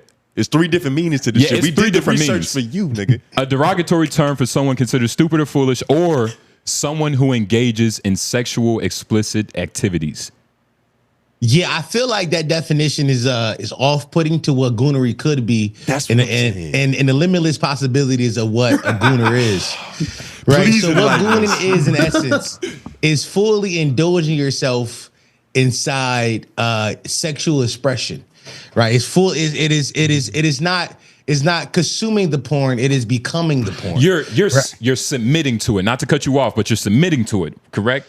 It's less submission and more acceptance, right? Submitting has this connotation of just like a falling apart, like you just it had to happen. Acceptance is like you knew it was in your heart and you're ready to let it. You're ready to be who you are. I get it. Now 4. Okay. What do you have to say to that? Like, how do you conceptualize when, like, I'm pretty sure y'all see, like, I'm pretty sure Dom has been like, yo, you see this bitch ass? But y'all minds are doing 2 different things. When you see get what I'm this saying? ass. Well, yeah. Are you just a couple steps behind Dom and you just trying to? Yeah, I'm trying to catch up with his goonerism for sure. I'm not quite as much of a gooner as Dom is. But it is funny how much of a conversation this is becoming, because we did another podcast, Waving the Red Flag, a couple months ago. A couple weeks ago, and this was the line of questioning for that podcast as well. So I don't know what's going on. I don't know if the drive-by gooner opened up the conversations. So here's what I think it is. I think more niggas want to get into goonerism. More niggas want to take their goon shot at, bro. He just flipped it. Okay, so you want to get down with the coach shit. You just don't know how to join. Dom, continue, because I want to hear it. Niggas want to take their goon shot at, you know what I'm saying? Niggas want to come over to the gooner side, and niggas want goon 5 times a day. That's all it is. You know what I mean? That's all it is, bro. And listen, I'm here to be your goon man. I'm gonna walk you through the steps. First and foremost, if you're going to be a gooner, you got to create a whole separate account for your goonerisms. You got to protect on my your face. main account, no porn on my main. I don't do porn on main because porn is a spiritual experience with me. I don't need to see that when I'm arguing with niggas about Kendrick Lamar. I also need to see bad bitches. No, I see that on my gooner account. And vice versa. My gooner account is only for the gooner community. I don't want to see talks about 50-50 dates over there. No positivity. Different brains. Is it? I'm sorry, real quick. Is it different accounts for different levels of goonery? No. You. Once you make your gooner account, it adds your account. Now you can step up in how much of a gooner you is. See, I jump right into the deep end. So on my gooner account, I post meat. No face though. No meat. But that's all. No meat on me. No meat on me. Even during Ramadan? Yeah, even during Lent. During Ramadan, I took 30. Funny enough you say that. There's a girl I follow on my gooner account. She's like an OF girl. She's not in it for the love of the game. She in it for monetization. Okay. But she from Philly, right? And she, for the whole month of Ramadan, she took all her porn down and started posting her inside like her fully garbed up. No. I was like, bitch, I swear to God, bro. I swear, Lahi, bro. I was fucked up behind it too. Cause I was like, bitch, I gooning you consistently. Now you trying to be all holy on your deen. Like, stop, get off your knees for God and get these for me. What we doing? Yeah, why on that account? Why not do what you said, church and state? Like, she could just not post on the gooner account and then just do whatever she wants at her home. That's her good. Own personal That's good time. marketing, though, right? Because as soon as Ramadan was over, where were you?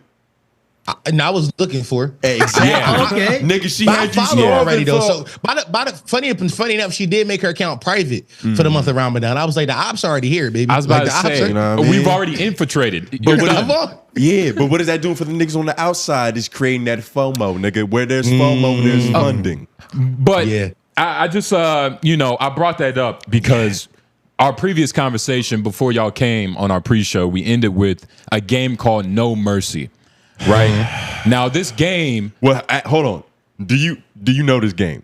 Let's see what level of gooner I'm not familiar. Are. Okay, I'm not familiar. That ain't gooner. No, that's not good. This is you just, think this is beyond gooner? That's way beyond that shit. That's not. But shit, the way Dom defined gooning, it seemed like there's limitless potential. No, bro, you can't put that on nobody, bro. So No Mercy is a game. All right, it was released a couple months ago, right? But it's essentially a non-consensual sex game and incest. Might write some words. I don't know. We have to block. But it's essentially simulator. A grape simulator for all intents and purposes. A non-consensual simulator. All right. And just to read a couple facts. In the game, that doesn't paint the picture for you. In the game, players discover that their mother has cheated on their dad, and that they are then told to claim her for yourself. This leads to multiple scenes involving the player forcing women, including their character's own mother, to have sex with him. The game's description on Steam includes unveil her deepest secrets, subdue her. make all women yours. I This game is off of Steam now. This game is off of Steam. Okay. But we was discussing this, and it was a very tricky thing, right? Because, like, obviously, it's the deep end. It's the deep end. It's beyond that, nigga. This is if you believe in flat Earth and you made it to the edge and fell. And we brought up multiple points, but just based off of that, let's just hear. I'm just curious. So first things first, I think there's a fine line between goonerism and sexual depravity. To be a gooner is to exist like all internet communities. It's just a community of like-minded individuals. Now, you could say some of these individuals have a porn addiction. You could say some of these people are indulging in sexual self-expression. Yeah. However you want to classify it, it is a community, and most communities have limits. Now, inside the community that I'm in, the gooner community that I'm in, because it's subsects, it's pockets. It gets cliquey like any community. We don't indulge in that kind of stuff. But I will say that there is a market for that kind of like CNC shit. Now, it feels weird to make it a game because I do feel like depictions of sexual assault, no matter how artsy or how creative they may be, can always be triggering to some niggas. And I'm just like, bro, you could do without that. Now, I will say, if it was for a community and that community enjoyed it, who are we to yuck their yum? And I brought up that like this. I thought at this level of, I said this level of like you said, degradation. It's always been here, but we just watched it. This is just a different medium of what's already been here. You know what I mean? But by like real people. Well, yeah, I was gonna say like that's the thing about the internet that's so funny to me. Like you can put out a game like that and get so much flack for it, but there absolutely is at the very least like 100 people that like played that game and had the time of their life. But that's what's crazy about the internet. There's so many like niches, like the craziest, most fucked up thing you can think of. Yeah, somebody is into, and that's what that game tells me. But I think it's because of the internet. It's way more visible than it's ever been. And that's what really, I feel like that's the main difference that the internet made, because normally the way society functions is like there's desired traits that if we all have them shits, we all copacetic and kumbaya. Like, if you honest with me, we can be cool. But if you like to diddle children, that's problematic for you to live in this neighborhood. Of course. Now, I will say diddling children is like a different thing, because I don't think children can give consent. But I've dated women who's been like, I want you to take it from like their shit is like consent. And like CNC. And I brought up that point. I've known a couple women that like they watch that, they don't want that to happen per se, but they like the idea of that. You get what I'm saying? And it's dangerous. It's just like a lot of kinks. Like a breeding kink is nothing but living on a wild side of like, damn, I could have a life behind this. Yeah. It's just dangerous. People like danger. Yeah. So do you think that we should like subsidize taboos? Ooh, what you mean by that? Like the fact that we made the option to have the experience in video game format is giving it another outlet to express itself. So with taboo shit like that, should we give it a spotlight and a stage to really perform on? Or should we try to keep it taboo? And here's my thing. If it's gonna be here, like you said, Dom, it's always been outlets for these type of things. You know what I mean? Of course, the level of, extremists, it's on a spectrum, but it's always been that. And like, it's unfortunate, but like, when you say subsidize, I'm using that as like a metaphor, not obviously not the government paying for the shit, but incentivizing that. And my thing is, where is the line? Because if you can do it with adults, like, is there a game with children that could be developed, and is that justified because this also exists? But there's also is there like a snowball effect? But children, that's come on. But hey, you got to take that slippery slope. That's a slippery slope. That is very much a slippery slope. Yeah. Because if we justify one thing, we can use the same logic to justify the other shit. Yeah, but I think here's the thing. I do think that any acts to children is a bit different because a child is not somebody. A child is not a human. Like, be honest. Like, we don't give children rights. They're not people. They're not people. Yeah. They're just things that sound like you're making the case for them, nigga. No, but that's what I'm saying. Like people are like children and animals. We give like they just on this protected class of like helpless, helpless and harmless. No agency.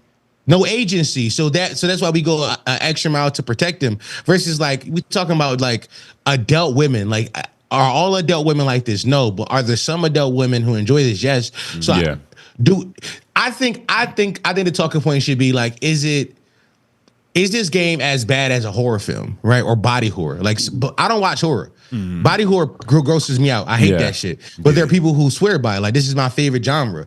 Is that, how much different is that from people who enjoy CNC and want to play a game like that? Is this that much worse? Now you can also make a case that you are a young man could play that game and he could think that is what sex is like. But then we're doing video game fear mongering. Then it's like, well, the parents got to be better at parenting. But then it's also like, if I was and then we do blame the parent. My fault. We do blame the parents, but like everybody knows that at a certain age they don't have influence anymore. Like once you 13, 14, they've done all they could to make you like an honest person. But after that, like you picking your preferences and all that other shit and any kind of echo chambers that you fall into, especially if you don't respect what they say anymore, you really just gonna go and find false prophets to find leadership in and shit. But and so it's like we blame the parents too, but they only have but so much control. I remember the day my mom stopped making sense. I was 12 years old. And I was like, okay, she's been on the phone with this Indian customer service dude for 2 hours, and I feel like I've already solved this issue. I have to make my own decisions. I remember that day. I realized my mom was stupid too. I was like, oh, she can't help me with my math on it. You know what I was mean? Like her knowledge has exceeded the point in life where I need her. Exactly. You can see past her brainwashing. It's scary. It's like I feel a responsibility now. I'm like, oh shit, I gotta fucking lead this family, nigga. Goddamn, I gotta be the man in the house. Shit. My mom's a regular girl. Yo, the day you realize your parents is normal people, it fuck you up. Yo. That's the most mind-boggling shit. Like, it took me longer with my dad. I didn't realize my dad was just a nigga until I was 21. I was like, oh shit, I would have done the same thing. Yeah. I would have left me too. Fuck. Nigga, you know how much fun there is to have out here? Yeah. You know what's funny? Because my dad was in my life, no shade. I noticed that nigga was stupid way earlier. I was like, oh yeah, no, this nigga dumb. I remember the day my dad, we used to live with my grandma. My dad had moved out with his girlfriend, and my dad was trying to talk to me about my bad grades.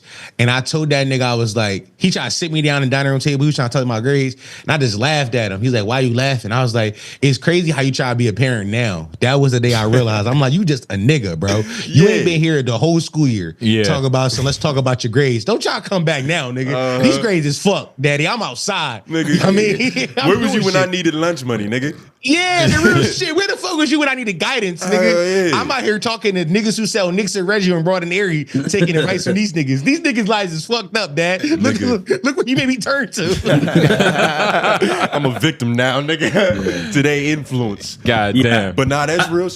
Nah. What you about to say? No, I was just gonna say for me, like, no, that's very much a real moment. But I think for me, it kind of, I don't know if it's for everybody, but for me, it made me give my parents more grace. Yeah, more grace, because I think like when you think of them as parents, it's like you deify them. Yeah. So when they do something wrong, you either make excuses for it or you get mad at them. Now I don't get mad at them because I understand. Like, yeah, these are just people, and then I give them the same empathy or grace that I would give really anybody. Where I'm just like, okay, you're just saying something dumb or stupid or whatever. You think you're right in this, whatever. I can see through it, and I can just like maintain my sanity, because especially my mom, she could be a little, fucking crazy. Yeah. So I'm able to just like, okay, you're just going through one of your moods. It's fine. You'll still be my mom. I'll still be your son. But that's so looking at them just as humans has helped our relationship way more, because I'm not as anxious, or I'm not overthinking as much as I used to with them. Did y'all have Oh, why does just say we got 9 minutes left, yo? What the fuck y'all Hey, Dom, don't worry about. Hey, Dom, let's continue. Don't That's worry 'cause about that. We're But freeloaders, Dom. We're gonna have to send you another link. Yeah, we're gonna have to see that after this 40 minutes is over. But don't worry, Don't we worry. flowing. Nigga. Yeah. But We'll be right back. was y'all parents y'all biggest influence on like being on like on anything? Like you know what's funny? Four and I talk about this a bunch because we are so much like our dad. So we were like, here's what I say. The scariest part about being in like your mid to late 20s is nobody tells you this as a man. It's how much you realize you are becoming your father. Like you just every day like, damn, I'm becoming this nigga. You just look in the mirror, you start groaning, you start moaning like him, groaning like him, talking like him, walking like him. You're like, damn, when did I become this nigga? And then all those years of watching him, it started to connect of why he did certain shit. So I wouldn't say he was my biggest influence at all. Like I think I've to this point I lived my whole life trying to not be like my dad, but in doing that I think I made my dad proud because none of our dads are proud or happy with their lives. If they were, they would be ultra rich. But most of our dads, like most men, have like amazing aspirations that they never live up to. Exactly. So I think the fact that I've tried to not be like him makes him proud in a sense. So it's like. I agree with you. And that's the main sentiment, at least with me. Like, I was influenced on what not to do. You know what I mean? Like, on just how to be better. That's the majority of like male role models. Yeah. But it's crazy that you said that like you slowly discovered that you're becoming your dad. Cause like I didn't live with him. So I was only ever told stories of what he was like, and then I would just be me, and then all I would ever hear from my family is, nigga, you just like your dad. You sound like him, you talk like him, that's what he would say. I'm like, it's almost like I got like a pre-written destiny as to who I am, because I'm just being me. It's not even like he directly influenced it. Same way. Because I didn't see it for it's real. Really genetic. Ford, did you have a father? Yeah. My dad is. okay. Yeah. I have a dad. No, but that shit. He was like, I call him Papi. I talked to him yesterday. You know, he's good. Damn, every day? No, but no, that shit is scary though. I see what you're saying about like turning into your dad, even whether you live with him or not. This idea of like the pre-written destiny thing of what you just spoke on. It's something that freaks me out a lot because I'll see flaws in my dad that I'm like, I don't want to be like him, and I want to try to correct those things. But then you start doing shit subconsciously that is just like your dad. So there's like, well, then am I doomed to make the same mistakes that he did? Will I have the same flaws he did? Is that even reversible? That shit fucks me up because I see the ways in that ways in which my dad, you know, like the complaints people have about him generally, right? I think one thing I would say like that I've been working on a lot is. My dad can be like a little bit insufferable because he likes to argue a lot. He likes to just argue, you know, like he's he the other argues side for no of the coin reason. kind of guy. Always, like the devil's advocate. Like, no, you know, Sound even like if we he get agrees along. with you, he's like he can't have that. There's got to be a lot of arguments. One thing early when I joined the podcast with Dom, I would do that a lot, and I think Dom held me serious. Like, yo, you argue a lot, and then I made the connection. I was like, damn, I'm just like my dad in this way, and so that's helped me like try to be less argumentative just in regular life, just like not be as insufferable. Because, you know, I like arguing. Arguing is fun for me, but that can be like it's a beautiful annoying. art. I agree. I think it's just fun to just like, because to me it's no stakes to it, but I can see how that can be annoying to others that are just like, I just want to chill, have a regular conversation. So that's one thing that I've been working on. I think I am getting better at. So it alleviates my fears of like, am I gonna be just as would I be just as insufferable as my dad? But there's other shit that I guess only time will tell if I'll fall into those traps because, you know, he's older, he's in his 50s. And then I see him doing that. It's like, it'll be crazy when I'm 50. I'll be doing those same things, you know? That's not the worst problem to have, though. Some fathers drink. Some fathers are abusive and shit. Like that's true. That's true. Your dad's worst trait is he's opinionated. Yeah, that's a good point. That is true. They want to speak his truth. But also, you gotta realize that nigga don't speak English well neither. So he opinionated about shit he don't know. That's he would argue you. He would argue you down, and he barely speaks English. That's what's crazy about him. He'll act like he knows like English well. He'll argue you in your language and then thinks he's right. That's crazy. Oh my god, damn, that's insane. I wonder how your dad feels about Drake and Kendrick. Or Trump. Who's he arguing for? My dad mostly missed that. I know he's a Drake fan. He mostly missed the Drake and Kendrick beef. But yeah, His dad fuck with Trump too. Yeah, I was about to say, is he a Trump fan? Well, okay. We got a MAGA dude too. I wouldn't say Who? We got Who? I'm Nigga, not. who? I wouldn't Look at say him, a nigga. MAGA dude, but I chose a team. He's You a MAGA chose dude. MAGA? He chose MAGA MAGA. chose Trump. Hold on. I chose Trump. How much not time? MAGA. How much It's time do different. we have left on this before it ends? Because we Yeah. probably 4 about to minutes. talk about this. 4 minutes. All right. I- But Yeah. hey, we got a MAGA dude every week. We come back and I try to convince him. I try to bring him over to the side of rationale, but he just don't see it. He's camping for his guy. But why'd you choose Trump though? Why? Of all politicians. The main reason. Dom, the main reason. He don't know. He can't. The explain main it. reason. I didn't like the other bitch. That was the main reason. I didn't So like misogyny. Kamala. Misogyny. It wasn't misogyny. Oh, you're right. No, We hold didn't- on. we It didn't need wasn't- more than 4 minutes. It wasn't misogyny necessarily. I actually was fond of having a woman for a president. That idea was like, that's dope. You know what I So mean? what was wrong with Kamala personally? What was wrong with her? The main gripe, first of all, it's not a lot of. I can't recount a lot of political statements. It's just the character points, right? He thought It's, she was creepy. Dom. Vibes. It's vibes. It's vibes. I don't. I don't think you can't do not only vibes-based vibes. politics. Not only Vibes, vibes. cuz. I have points of like her lying, her misconstruing her words conveniently. But the main point, she fucking. I don't think she had to do a lot of what she did to like be president. Like the whole I'm black, I'm a sister, that whole shit. That was kind of corny. I just felt like it wasn't relatable enough. And just the whole He's taking notes on you, nigga. and just the whole I am. He's Obama remembering certain shit that you're saying. This is and what's about to happen. Of course. And just I felt like it was just the Obama playbook. You know what I mean? Just the two man, you got the white man, you know what I mean? You got just the same just good people motives. And I just felt like she wasn't a real person. You know what I mean? And for what it was worth, Trump, he was saying things that he meant. You get what I'm saying?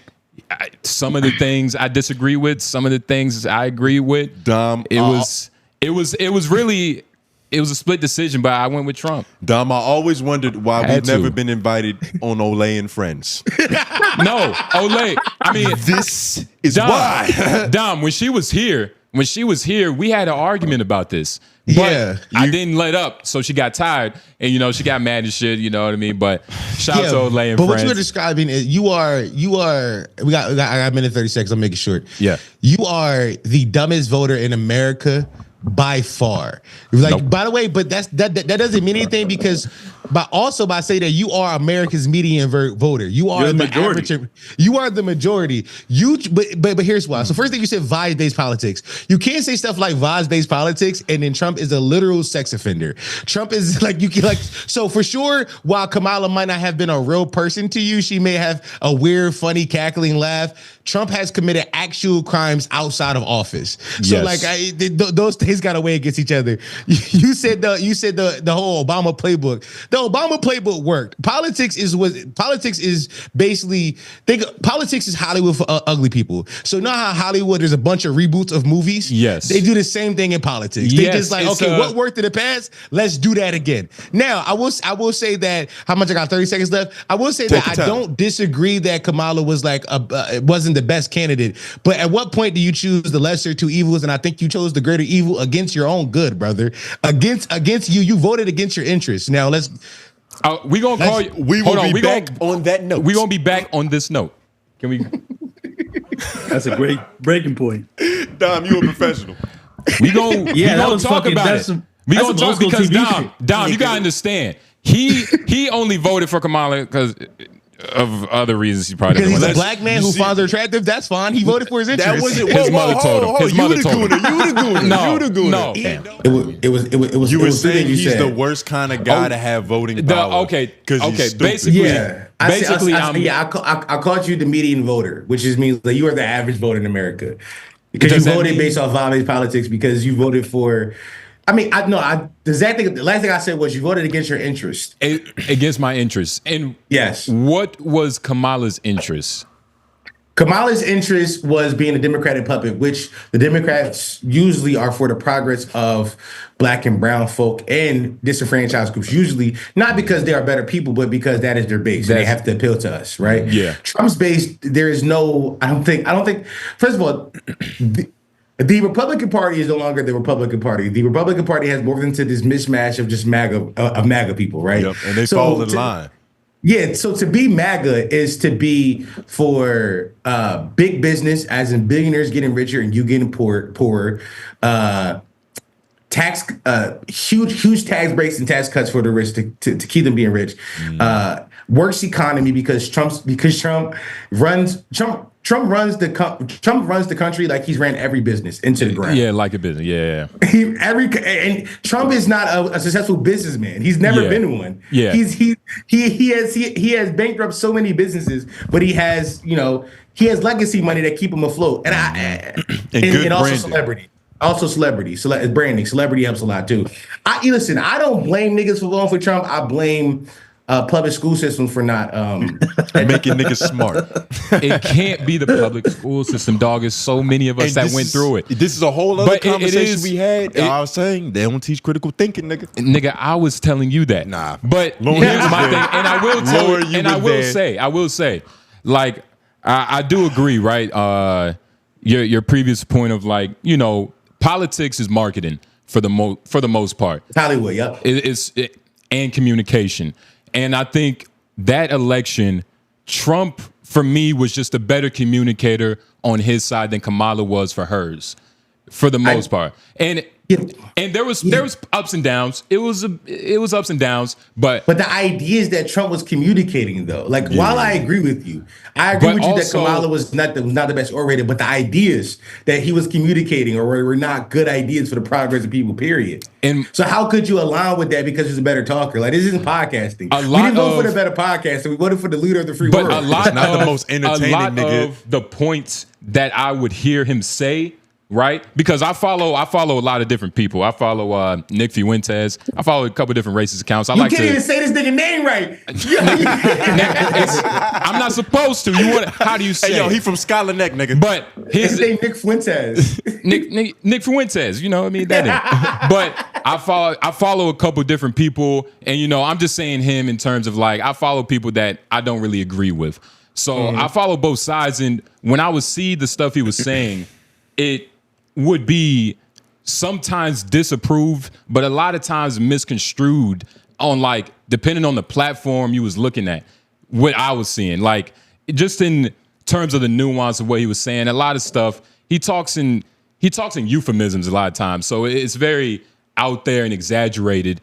And, it's people would take that, and I'm gonna be honest, he's not the smartest person for that. Like, there's things about Trump that I don't agree with. Like I said, Kamala just wasn't the vibe. That's why. I fuck with you. It's fucked up because back in the day, they used to think that only people who like own property or like who had a certain level of status in society should be able to vote because of shit like this. But that's my thing is, how were so many people wrong?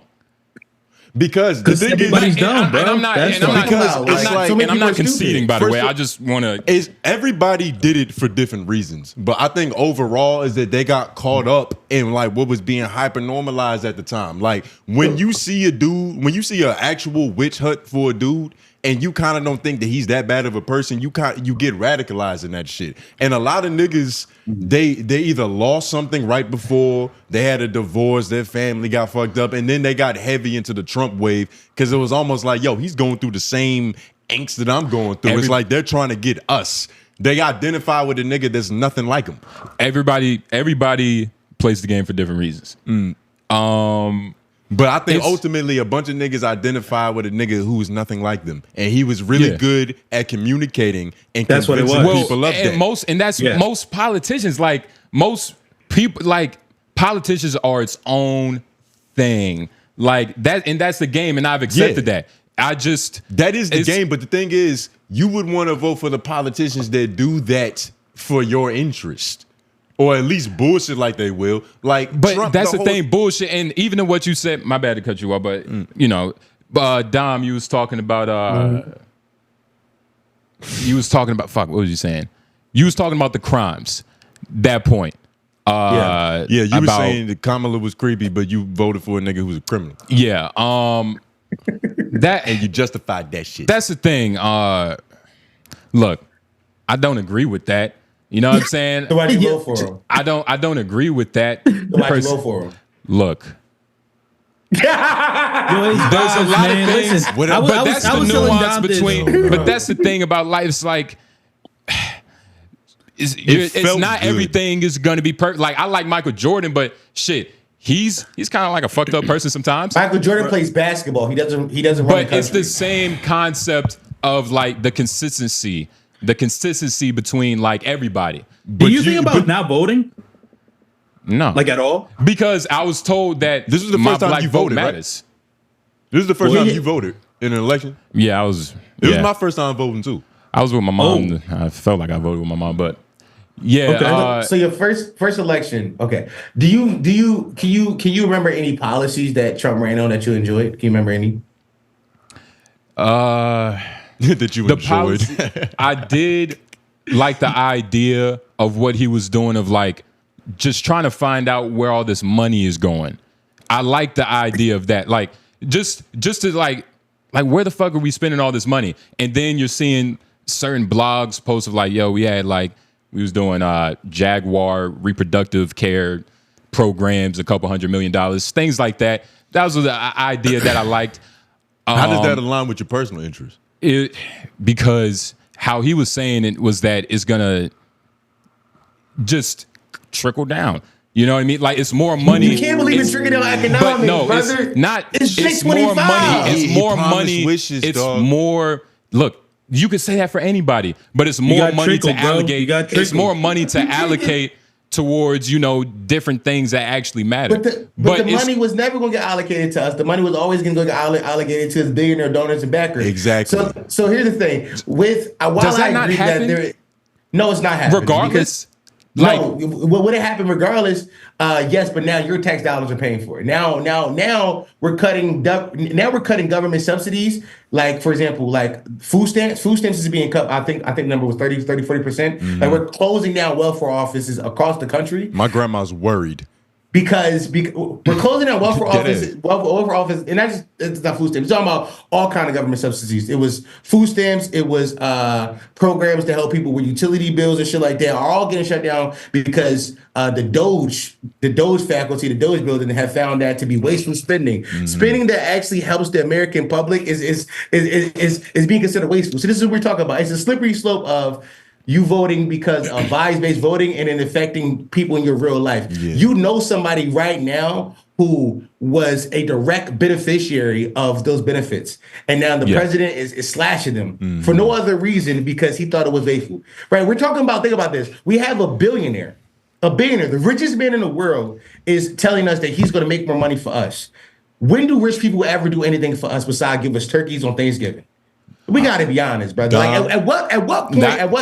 No bullshit. Let me keep going real quick. At what point? Just one more question. At what point do you look in the mirror? You say, "Hey, I voted incorrectly," because I don't think there's nothing wrong with your vote inherently. Because you got tricked by a co-leader, and that's fine to get tricked by a co-leader. It's fine. Mm-hmm. But at what point do you look at yourself and say, "Damn, that was the wrong vote"? Do you ever see yourself doing that, or do you stand by this vote wholeheartedly today? If it becomes extreme. Then yes, I'm not like I'm not extreme. Like he got to put migrants in internment camps. Yeah, when they get me out of here. Yeah, when they put young Quattro in a goddamn steam. Lawrence raising his hands. Oh my God! When they deport the white man from Jamaica, about 28 years. Brother, you've been here forever. But extreme. Look, I can't say extreme like fucking World War Z. You know what I mean? I but can't we're already in a give. trade I war. can't give a. Is that not bad enough? Like we're talking about our goods. First of all, for our goods in America are about to go up. Economists are projecting by 115%. Mm-hmm. So you're talking about the average American household that lives below the poverty line, which I believe the poverty line is like 40,000 now. So there's no more American class. The average American citizen will not be able to to afford the monthly groceries if these terrorists go through and they are projected to do the things we expect them to. Yeah, is that not extreme enough for you? How much money do you make? And look, these tariffs, I don't fully agree with. These tariffs it's a tricky thing because his play is like a USA versus China. It's a different type of battle. It's like a future battle. But he campaigned on this. This was part of his messaging. How can you vote for this? How could you have? And how could you today still not say I regret it? Because and by today too. Because prices haven't increased yet. But if prices haven't gone down either. But he campaigned he's gonna make eggs cheaper. The prices have always gone up.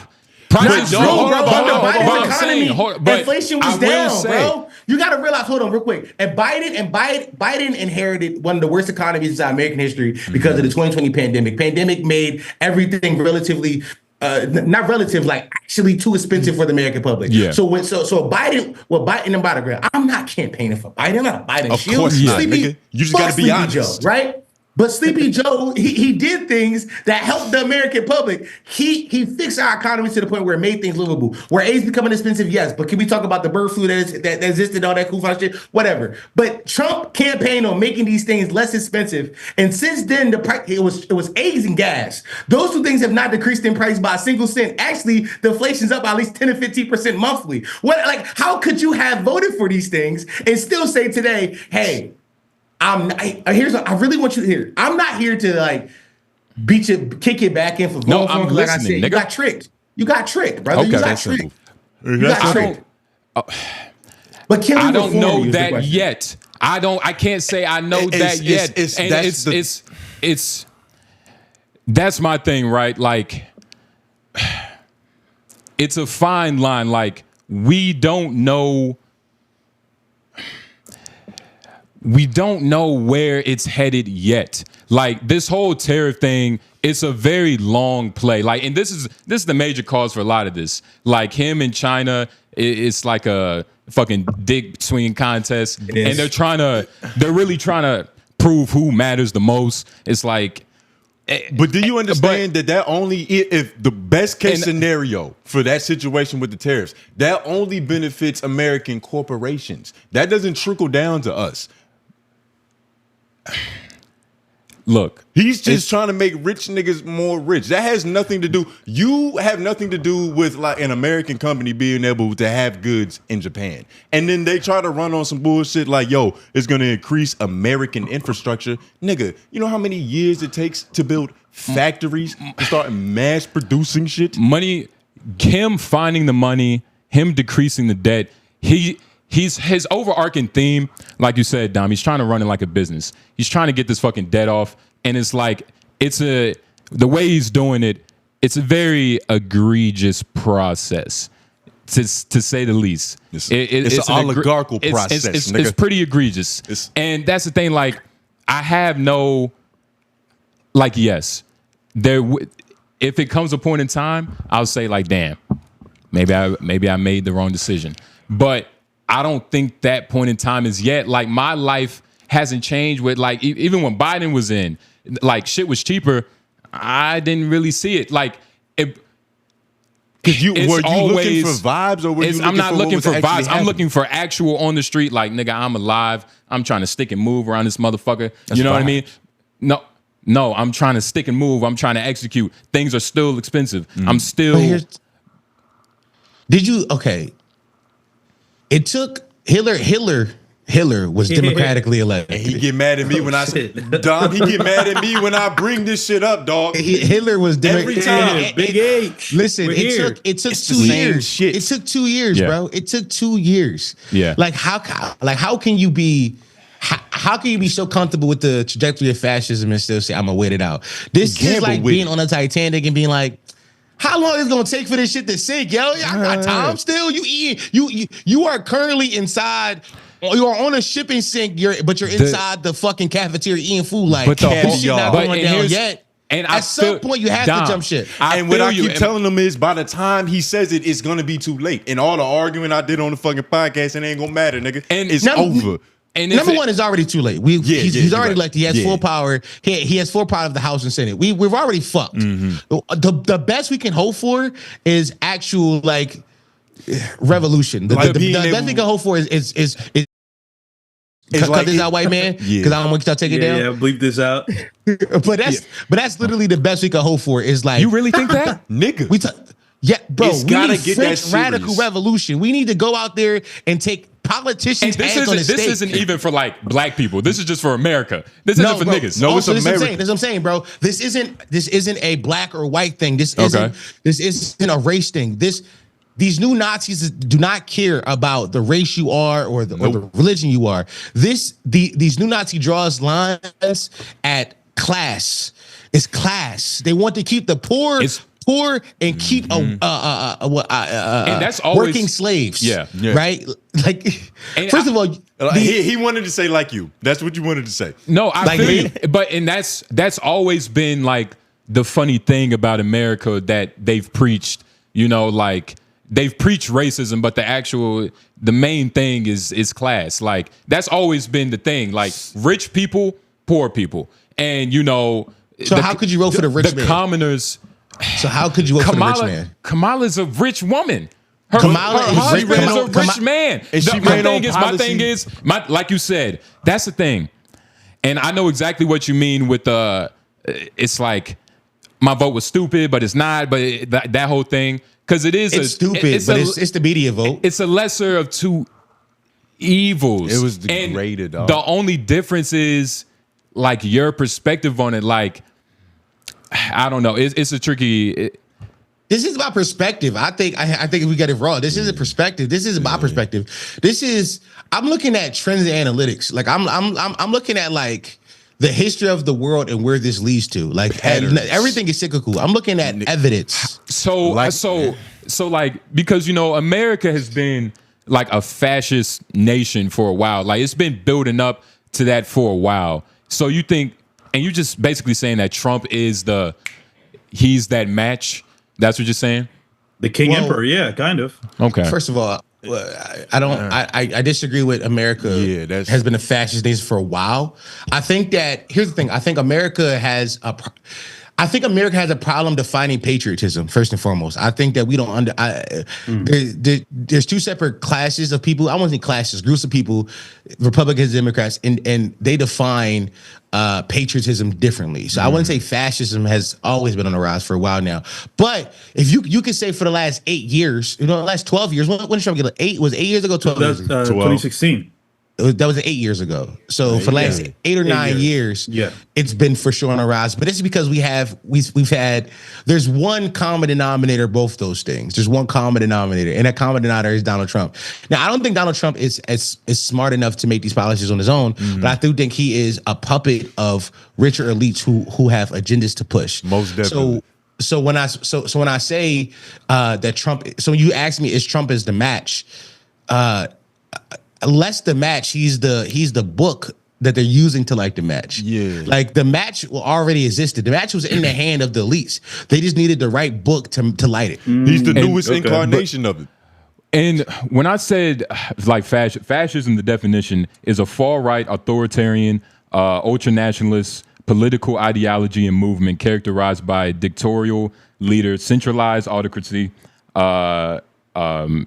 militarism, forcible suppression of opposition, belief in natural social hierarchy, subordination of individual interests for perceived ... And okay, hold on. So let's stop. So do you agree that Trump is a fascist, first and foremost? Based off that definition. You can't hear Lauren, but he was like, you got him. No, I don't. I think that you say you don't think so. Read the definition again, and I can point you to where he is a fascist. Walk him through. I don't. That's the thing, right? Like, yes, but we're also, like you said, Trump is the nation is the nation itself was built off the idea of suppression. It was built off the idea of militarizing in other nations, taking niggas out, which is it's a part of fascism. But like I kind of said it wrong. It's been growing for a long time. But Okay. fascism in fascism, it's very broad. It's not just like, hey, you do this. Broad. It's not broad. You have a definition. It's actually very concise. And what you keep doing is you keep using other evil to justify other bad shit. Like every time somebody makes a point of like this is happening, this is wrong, you go, this has always been wrong, it's always been happening. Which doesn't justify the shit happening right now. Like we could try to stop shit. Yeah. Oh. Okay. By the way, listen, I know all of us are big Brilliant fans here. This feels like the exorcism of J. Nobles. This is what it feels like. Like we're all right Andy. All right, Andy. Came back in full force, by the way. Trump ignited that match, by the way. Yeah. But Jones became even more of an all right guy. That shit is getting crazy. He's been camping for the nigga just like this nigga. That's the thing. I'm not a Trump guy. I just voted for who I voted for. You know what I mean? And it's but you can vote for you vote for and admit that it was a wrong vote. You aren't doing that. You are a Trump guy. You are every Trump guy I see on social media. You are every Trumper on TikTok who make excuses for his bad decisions. You are not just because you could. Because like I told you, there's no. I don't have a problem with you being caught up in the mystique. All of us get caught up in aura, bro. That's fine. But you are unwilling to denounce it as if like as if like you're afraid to be wrong. There's nothing wrong with being wrong. You could have been wrong, and you were. But the problem is you won't admit it. You see what I'm saying? My thing is, do you think you were wrong in the vote? Do you think you were wrong? Yes or no?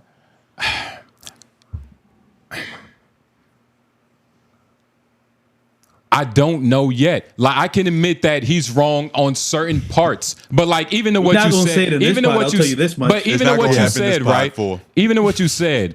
If Kamala had got elected and she's done things that were wrong, like, wouldn't people trying to defend her actions and like just see like the broader picture? Would they be Kamala defenders or like Kamala Avengers? I think that yes, there are people who are shields for the Democratic Party. And yes. of course, and I'm also, and like I said the tariff thing, a fucking egregious way of trying to get to a leadership position like with China and shit. But it's what has he done right? Like what has he done that's keeping you in the game of like, yo, we might get to the playoffs next year? Like, did you get his vibes, bro? Because is there like a certain action or policy that took place to where it's like, yeah, I like that. Like, let's keep going that direction. What the Doge thing, I like the idea of that, but the immigration too. The immigration, because what Trump is trying to, he's sitting right there. But hold up, real quick. It's not like, you know, it's not like I'm trying to get you out here for it. You know, you're one of the cool ones. But it is like, I'm just saying. Did you just offend our guest? Yo, come on, I'm about to walk out. I think that's real quick. Bro, I'm about to leave. But bro. it's just bad immigrant. The idea do you believe in of the just trying propaganda to that immigrants are reclaim. more inherently? My fault. Go ahead. My bad. But just the idea of trying to keep some sort of like version of us here, like keeping American jobs like here alive, and that's Trump's whole point. And like I said, like his overarching theme is just like trying to keep America stable. You know what I mean? So we're not. I don't even know. I'm not gonna lie. I haven't been talking a lot during this segment because I politics. I listen to people who are smarter than me. I don't know much about it to argue, but I will say just of what I've seen, I feel like the whole jobs thing. I think it's just an easy way to slowly walk us down the fascist road because it's like it's right there. This idea of like, because you even read it in the definition. This idea of like nationalism. Yeah, like this nationalism. That it's part of it, like let's bring jobs to America. That's something you can anybody can get on board with, and probably the reason most people voted for Trump. We're like, yeah, I can get down with that, but I think that's just being used as a like it's a red herring. It's kind of like a thing to get you to then like, all right, then we're really gonna do what we want. So that's the part that anybody that's supporting Trump can look to, be like, well, that's why I voted for him because it's jobs, because we all can agree, like, yeah, that makes sense. That's rational. Yeah. But it's the other shit that is coming from it that you gotta look at. Like, wait, hold on. And also, immigrants don't hire themselves. We're blaming immigrants for things that corporations are doing. It's not immigrants getting these jobs. It's corporations going to immigrants because it's cheaper pay. It's easier labor. Yeah. And it's not like we're blaming the wrong people. It's literally the dude that's making the problem, pointing at the solution, being like, it's their fault. Yeah. It's a red herring. It's meant to distract and radicalize niggas. So we all get together and go, okay, it's us versus them. And once you in that mindset, you're not thinking clearly about what's going on above you because you're on a team. You've been tribalized. That happens. That's what's been happening. What happened in Germany since Trump joined. But there's a lot of tribalism. It's all it is. But hasn't America always been playbook. tribalist? Like, haven't you keep doing what I said you're doing though? Like you're justifying. But I'm saying like other there's shit. no. My thing is, even with the Democratic Party, right? Even with the Democratic Party, they're not saints either. They're not saying. I'm not saying neither sides are saints. Neither sides is fucking like all good, all bad. But what like? Their immigration policy, right? Can you tell me what their immigration policy was? I'm not trying to put you on the spot, Jim. Their immigration policy was to get more the white man's on board, more E4s, more niggas that look like Dom, more curly hair, dark racially skin, ambiguous dark skinned niggas, more miscellaneous niggas. Yeah, Dominicans essentially. Yeah.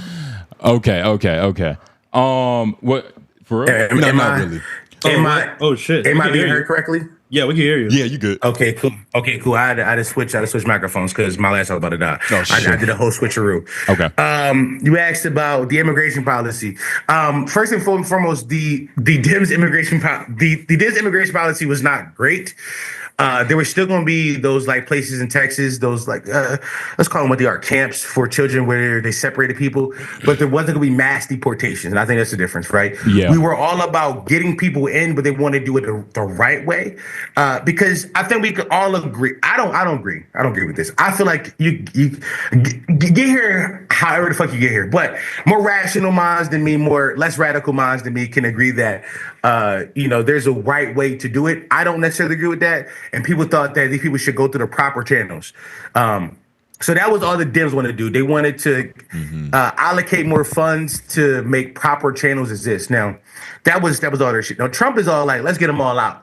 Trump used real deal propaganda. The Haitians are eating dogs and cats. Yeah, nigga. The Venezuelans are taking over apartment buildings in Colorado. Yeah, in Colorado. Nigga, every day there was a news story about like an immigrant dude kidnapping some white girl named Sarah and like sacrificing her over an oak tree. First of all, I think that, inside America, the immigrants did like, I think it was like the number at the time of the election was like 25 murders in the whole country. 25 murders. It was something small, like it was minuscule, but it was running around like migrant crime is a thing. No. First of all, the idea of migrant crime is already a myth because crime doesn't happen because of racial balance. Crimes happen because of poverty. Yeah. To live in poverty is to do crime. You're just more susceptible to it because you have less options for social and monetary upward mobility. So you have no chances of becoming a social elite or becoming like a millionaire of sorts. Not a millionaire, but just living a really regular lifestyle. Life. Yeah. You're more susceptible to crime. And that's kind of what happened. Now, I miss some of this kind of go change my gym. Are you still caping for Daddy Trump? Let's keep it a bean. You love Daddy Trump. I don't. My thing is, I don't love Daddy Trump. I don't love Daddy Trump. You do love Daddy Trump, though. That's fun. He loves. I think he loves what he stands for. Okay, can I say something? I think you love what he stands for. I don't love Daddy Trump. I don't love Daddy Trump. Stop calling him that. Also, stop repeating what Dom said. It's like a new nickname. It's really funny, but he is Daddy Trump. He's like, no, you saying that? Because I'm trying to. I don't love Trump and I don't love Kamala, but what I don't like is that she like. There's only one good side. And that's my thing with it. Like, okay. There's no I agree. That's my thing. Like, I have no problem with being wrong. I have no problem with being wrong. I agree with certain things. I disagree. It goes both. I think your alliance to this side has more to do with you not liking them than to do with you actually giving a fuck about what Trump is talking about. I think it was more. I think it was more of a rejection of her. What? I think you're a natural contrarian. I think you'd like to go against the grain. We're podcasters. By the way, this is great content. I think you just I think you want it to be different, but I don't think you're different. I don't think when you thought about it, you realize how much bad is going to happen from it. And it's why I say like, what are you 24 now? What you 24? Yeah. Yeah. Okay. You're 24, guys. Yeah. I mean, like you don't really have real world experience consequences. No consequences. There really is no consequences at 24. Realistically speaking, you could fuck up now and still change your life around. Besides herpes, but herpes, like 1/3 of people got herpes. Let's keep it a buck. You good? Yeah, they about to cure that shit. That makes it seem like herpes don't even hurt people no more. It's just around. By the way, earlier today, you was like they was doing tests on jaguars and shit like that. When they're doing these animal tests, the animal trials, they use like medicine come from that. I believe Ozempic came from a test on an animal. I forget which animal, but this is how tests happens, my nigga. Like, we're fucking using these animals to create medicines for us. Like, it's just fucked up, but that's what happens. Of course, but there was also okay, nigga. You want to be specific? There's also studies for like just regular gender shit, like that shit that doesn't really matter. But I get your point, nigga. Gender does matter, bro. I don't see now. Okay. This whole conversation, you stayed away from like the social politics of it all, and I really appreciated that. I really appreciated that because it was just normal dumb nigga shit. The moment you start talking about trans shit, I gotta tell you, you are idiotic, brother. No, trans shit is like, while it's not important, it matters to people. I'm just saying, like, because you said that. Well, there was other crazy things like money goes everywhere, dog. Money goes everywhere. Money goes everywhere. Money is a fake concept, and we don't have the context to understand some of the shit that they spending money on. Like, if you see that they've did like $1 billion in condoms in the Middle East, on the paper you're like, what the fuck is that? But less AIDS over there is less AIDS over here. Like, we do shit like fighting disease just to keep the world safe because that keeps everybody copacetic. But we're stupid. So they could take things, misframe things, and just put it on paper. We have no idea what it is or how to interpret it. And I think they still sent those condoms. Propaganda. Yeah, and that's how propaganda works. Yes. Yeah, and look. Hey, Nobles, let me tell you something. I think that in 4 years, the next election, when you're going to be, you were 28, you're going to look at, if there is the next one, people are saying that Trump's going to become full God King by them. Yeah. I don't think so. Hey, white man, get the board ready. I think somebody for that happen. Yeah. I can think truthfully. Yeah. But and you see that, so you're not like, you don't like Trump, but you also aren't like, it's not a like thing. He's king forever. Because I don't really. No, he wants to be God King.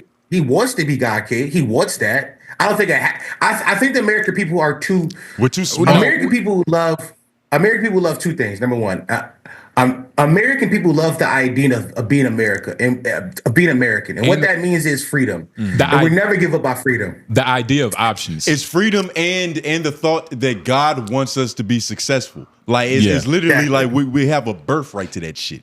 And American people will never accept a God King. Eventually, we niggas gonna wake up and be like, wait, hold on, he gonna take away everything? Nigga, what? Fuck that. Here's what's gonna happen.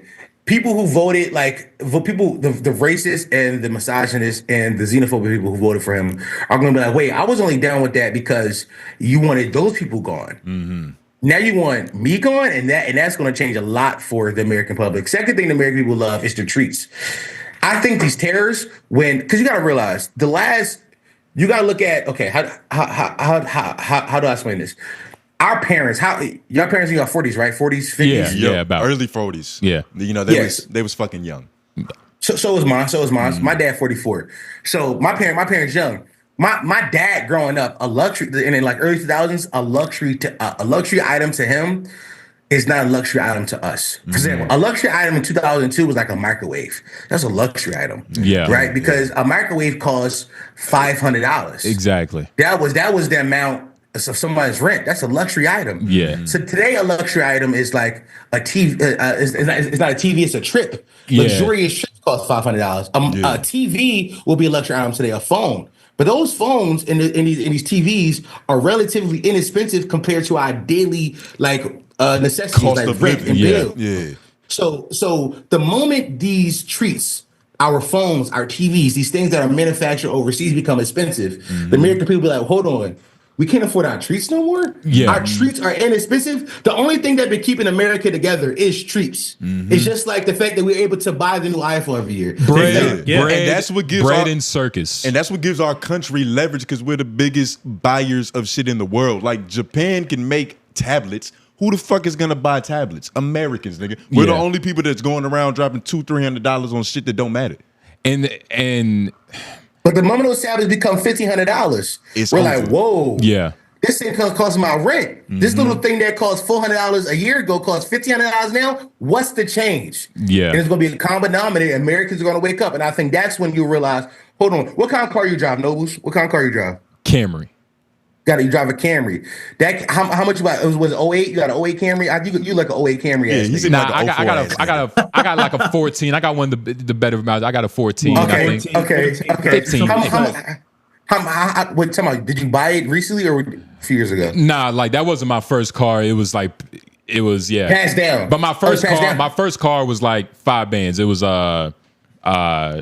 Chevrolet Cavalier. It's cool. So that Chevrolet Cavalier that costs 5 bands now, and that was used. Imagine when the price of used cars will start going up because niggas be like, well, you can't get the new shit because the new shit too expensive. So that 5K car with 50,000 miles on it, 100,000 miles on it becomes a 10K car. You're like, what happened to my economy? What happened to my treats? What happened? And that's when I do think that's the thing that will happen for you. It sounds like you need your personal life to be affected, which is selfish, but which I said, you are the median voter. You are just the average American. Yeah. You just need you to be affected. Once you get affected, you'll see. Now, me, I have empathy. I have some of that too, dog. I have empathy too. You see this heart, nigga? I have empathy too. Big ass heart on his chest, nigga. I have a lot of empathy. I got this bloodstone on. I have a lot of empathy. But no, I mean, look, you're not wrong with that. I mean, the whole, you have to be affected, for it to for you to feel like it's important. That's a lot of people, like you said, but it's still that's some people, yeah. It's some people. Not me, nigga. I have empathy. Yeah. I think it's honestly most people. I think most people are just like day to day.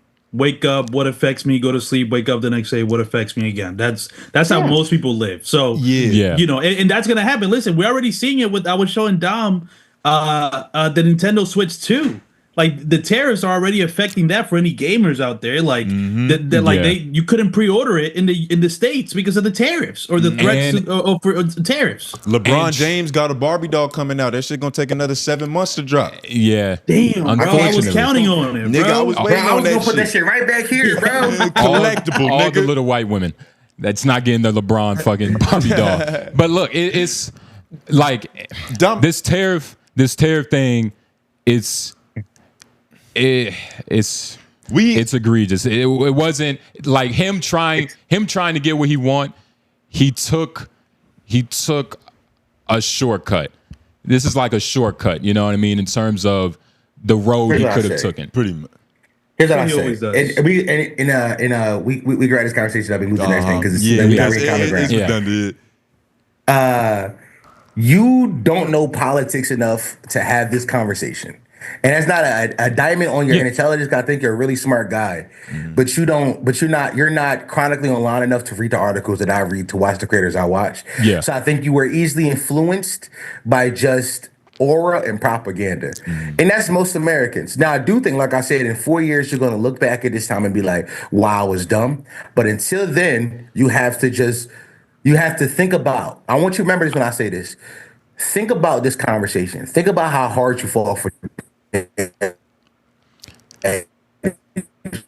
Wow. Think about how and in 4 years when you be like, I regret it, be like, damn, Hey, Dom. I should have regretted it earlier. Hey, Don, Yeah. it's white man, bro. Hey, Yeah, can what's you, up, white can you man? repeat some of that? You actually Yeah, broke you up cut in the out. midst of that. You cut out in the midst of that. Ironically, when you said remember this, Yeah, remember this. Yeah, that's how you started cutting out.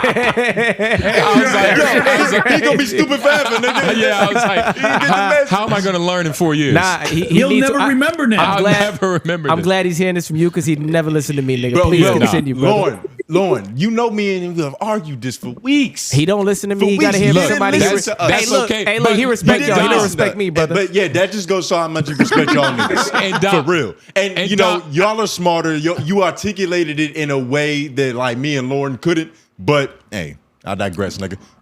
What's your message one more time? Yeah, say Help my it. friends. Let me remember. I just want to say, remember this.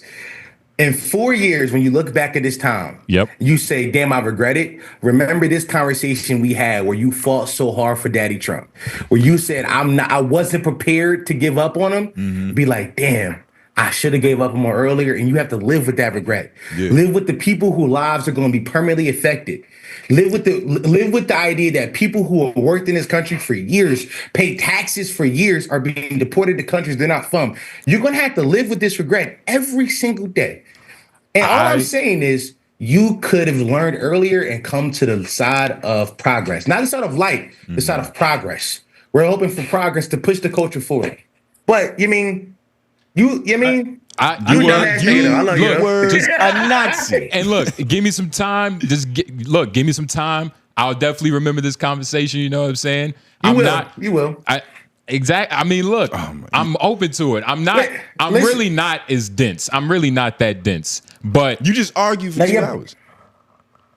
Your brain not fully developed yet, gang. You got an undeveloped I brain. got 4 more months until it does. So, nigga, I'm almost Yeah, there. he almost 25. Yo, Ford just turned 25 a few months ago. Ask him how he felt in the last 4 months. Bro, I can't even eat Wingstop no more, bro. I love Wingstop, bro. And now that like my brain is fully like developing, No more. I was like, shit, I can't eat it no more, bro. I had a bad experience the other day, and I'm like, this can't be my life. Ford, I'm telling you, bro. that shit You is start real. thinking about shit differently, bro. Real quick, Ford put cheese. Real quick, let me ask y'all a question. Why are we What are we doing? No. Fuck that. I was on stream the other day. By the way, you know Flakko. I want to talk about Flakko in a second. Yeah, too. I wanted to bring that shit up. I was watching that shit that you had responded to. Okay, we talk about it in a second. Before we get to that, I want you to ask this question. Did y'all know, y'all don't know this, Ford dips his chicken wings in cheese sauce. Used to. No. That's He kind of did it on nice. strange. I did. Wait. What do you mean What was the cheese side? sauce? What was the side to the chicken? Was it warm cheese or was it just like nacho cheese dip? It was nacho cheese dip. Well, nigga. tell you- Cold okay. pressed? No, not cold. Let me tell you this. Used to warm it up. So Wingstop offers a cheese like on the side. Okay. I always consider it like, because it's on the same list of sauces or like condiments as like ranch and blue cheese. So I'm like, I guess, and you dip your wings in those. I'm thinking, okay, cheese, it's right alongside the other options. Let me try it. I tried it probably about a year ago. It was really good. Then it led me to understand that I am lactose intolerant. I knew that, but I realized like after every time I would eat Wingstop cheese, I would have like a catatonic state almost where I couldn't move. Yep. I realized, okay, I gotta stop eating that cheese. And this revelation came recently, I guess, to Dom and allow. It's a revelation. Now that's an honest mistake, but that's something that you don't realize you're doing until that cerebellum develops. You wasn't That's what drinking I'm milk. saying. You wasn't drinking milk in middle school to like figure out you was lactose, or did you just turn lactose? I never liked milk. I never would just like drink milk. Yeah, no, that's no. But even if like things with lactose in it, I would just kind of, if it's good enough, I would just like take it on the chin and then like take it to the bathroom later. That's how I would just do it. I was just like, whatever. If it's good, I'll eat it and then deal with the consequences. But it's like that Wingstop cheese is kind of that was like the breaking point, I think. Yep. That's when you Now, real realize. quick. But I'm delivered. I don't do that no more. No, real quick. If y'all saw cheese on that menu, y'all would think the cheese is for the fries, right? Y'all be like, no, this is obviously for the fries. Yeah, it's got to be for the fries. Maybe. Well, You know, Okay. What you thinking for? No. Wingstop is appropriate context though, because it's there. It could be for other shit. that's what. But for what though? Like what, though? What do they have other than that? For what? Well, hold on. What do you? Ain't nobody ever dipped a wing in cheese before, bro. Yeah, you don't By dip the way, we thought he nothing- was saying blue cheese at first. Because Ford, you know what I mean, Ford immigrant. So we thought he called blue cheese just cheese. Yeah. He thought, no, it's the cheese. I'm like, all right, maybe The yellow cheese. Yeah, yellow cheese. No, he really meant the cheese, like, you know what I mean, like nacho cheese. I mean, to be fair, you don't dip many things in cheese. It's really just chips. And Exactly. even with fries, there's normally sprayed on top. Like you don't get a cup of cheese and dip the fry in like ketchup. You just lay that shit over. Yeah, it's a base. You like lather. You lather your shit with cheese. You glaze it. Yeah, now that's kind of strange. But Tony has a bad habit. He eats like chicken tenders at like Chinese restaurants and shit. Yeah, that's my style. Yeah, that's his style. I don't do the kung pao. I don't fuck with that shit. Y'all got good Chinese food out there or no? Yeah, we got good Chinese food for sure. Our rice is dirty yellow. That's how we like it down here. Okay. It's dirty. It's not that I know light it's funny. rice. At some point this year, I gotta take a trip out there because now I'm friends with old lady too. So now I got 2 houses I can sleep at. So at some point this year, I There's a couple places you can pop back and forth from. Yes. Nigga. I'm popping back and forth. I'm on everybody's couch. I'm like, y'all need me for content? Y'all want to use me? You like use a my bad body? You an OnlyFans. About to say that we got a couple couches around this motherfucker. Literally. But shit, I wanted to ask you, because even based off that conversation that we just had, I think about this in my content making career. Let's say like I have like a comedian and a revolutionary in me. It's like, and I feel like I gotta choose, like, am I gonna be like not serious, or am I just gonna be like, yo, on some Tupac, we gotta lead the socialist revolution? Do you experience that at all? Because I feel like you have a really balanced way of dealing with it. Like even when you're doing your more serious talks, you have your humor in it. But do you feel like you gotta choose which one you're gonna really double down on? Nah, bro. I'm 27 now. I'm 27, so I've been doing content since I was 22 on the internet. Yeah. So my whole 20 I've been on the internet, and early on I did feel like people wanted one or the other, but then I realized that here's what I say. I will say this: if you want to fit into a niche, you have to be one thing or other. But I've decided, fuck niches. Mm-hmm. I'm just gonna let people like me for me. I'm what I call a personality creator. Yeah. People like me because of my personality. Mm-hmm. I'm not idea. Like FD is an idea-based creator. Yeah. People like FD because of the videos. And then you learn to like FD later and personality on. on Like the him back initially because of his idea. Mm. Exactly. Niggas like me, I want you to like me because of my personality first, because of who I am. And then later on, you come to love my ideas. So I stopped choosing because honestly, bro, I'm too many. I am an amalgamation of all my influences, and I can't hide from any of it. Yeah. To do that, it would be doing a disservice to who I am as a man, as a person. Now, when I say this, I have deleted all of my old comedy podcast episodes off the internet. I was wilding. Word? Yeah. You did? And that's because niggas was shooting. You was going for it. Like all of them? Everything. So you was going crazy. You was because going crazy. You just felt like it would be better to just do a failed sweep of everything than to try to cherry pick certain moments. Are you scared that something is gonna come back up from your past? Were you disappointed? Yeah, that or like were you disappointed in? Or were you disappointed in the past work?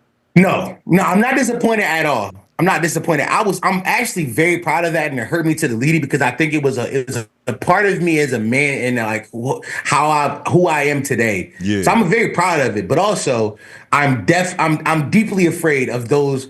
I mean, there is, before I deleted this shit, you could make a 2-hour long compilation of all the slurs I said. Yeah. There's a 2-hour long compilation to be made of all the slurs. And I had to, it's the most fucked up slurs. And I had to get that out there because remember, I talk about it openly. Like I'm not running from this. I talk about on LA, I talk about on my channel, I talk about with FD. I'm not running from it at all. But also I couldn't let you see them because the context of Ford and I doing a comedy podcast will be lost when you just hear the slur. Exactly. Just cut out. Just as itself. Yeah. And it must have been the best slurs. Like, oh man.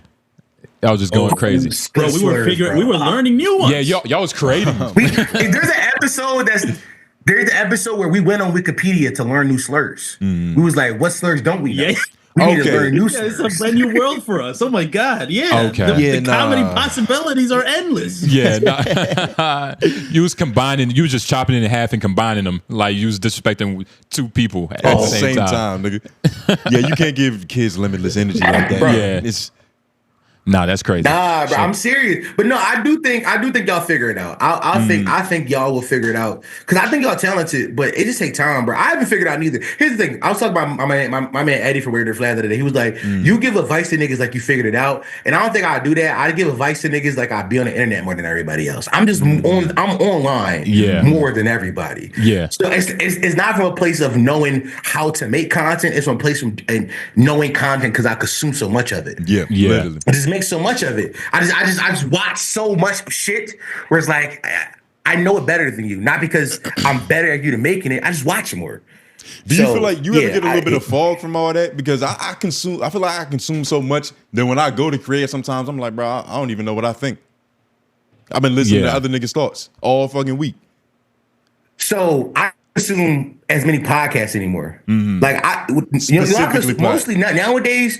I stopped listening to all my favorite podcasts. I barely listen to Brilliant. I barely listen to Joe. I like Rory and Maul because I'm not selling none of their takes. I know y'all got beef with Rory and Maul, but I'm not selling none of Rory and Maul takes. Ain't no beef with them niggas. It used to be. I remember. It's copacetic now. I'm about to say, it depends on what mood Rory in. Yeah. Yeah, honestly. By the way, Rory, if you see this, Rory, come on my channel. You're not for real. Rory. Yeah, please. Yeah. That would be a great conversation. Hell yeah. Rory, if you see this, come on my channel. Flakko what's up? I said Flakko too, nigga. Y'all need to talk face to face. You want to talk about Flakko? Get into Flakko because he had recently made a response to you and our co-host on Olay and Friends talking about the whole what did they even call it? The kings of media entertainment and all that shit. Hip hop media. And like he kind of missed the whole point to a certain extent. Like, what do you think was the main thing that he didn't understand about why you had the conversation to begin with? First of all, I think Flakko completely understands, but I think Flakko went out his way to misunderstand it because Flakko serves a certain base. You said he's in that niche. He's in that niche. Yeah, like first, I know about the Illuminati group chat. I know about it. Yeah, I've been talking we about it. We know about it. Shit. Yeah, I'm not even in that motherfucker. Yeah. I'm not in it, but I know multiple niggas who in it, and these niggas, I'm exposing it. I'm not gonna say I ain't exposed to that crazy. But there is a Illuminati group chat of top people in hip hop media, and they be in that motherfucker chatting and talking. Flakko's in that group chat. And I tell you this: the people who we talked about in the episode, huh? Nah, you ain't missing. What did you say, Pep? Your camera went out. Oh shit, we back. Oh no, one second. Go ahead, get it right. I'll hold it. We can still hear you though. No, I'm holding it though and make sure the camera good. You have to get this take off for the pod. Is y'all recording still? We still recording. They just got wide shoulders. But yeah, fuck it. Yeah, we still good. We still good. Fuck it. Let's go. Cool. So like I was saying, like there is Illuminati group chat, and Flakko is in that group chat with most of the names that we talked about in that podcast. The Tabula Rosas, the Adam 22s. I don't think Vlad's in that one, but he's in that group chat, and I think Flakko was just protecting his friends.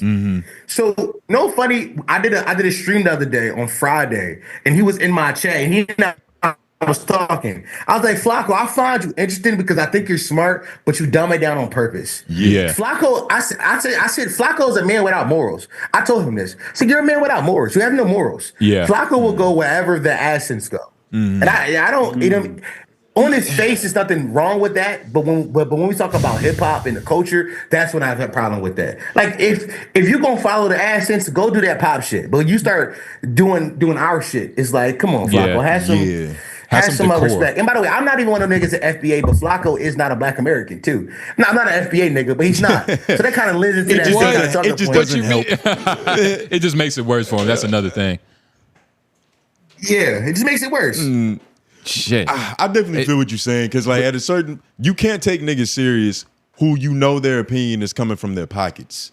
And like the whole point of why people fuck with you in this game is because they fuck with who you actually are, not what you presenting yourself to be.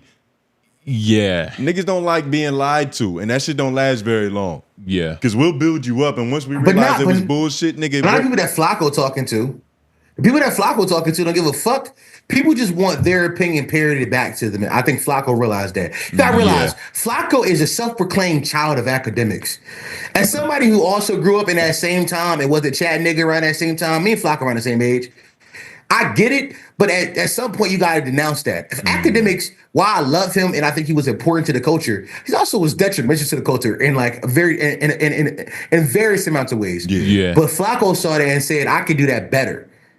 I can do that. I can make more money off that. I could be fruit off that tree. I could be more shameless about it. Yeah, nah. Potentially. I could be way more shameless. And he got accepted by academics too, which made it worse probably. It was like an open arm invitation. For sure. Yeah, nah, it's a. I was about to say it's a fucked up predicament to be in, because I wonder, do you think, like, do you have empathy for people who end up in that position? Because creating content is a difficult thing to do, and to like have morals and integrity. I'm not saying that you should give up on them, but when I see certain niggas let go of them, or it appears to be that way, I don't think I should. I'm not gonna do what they do, but I understand why they did it.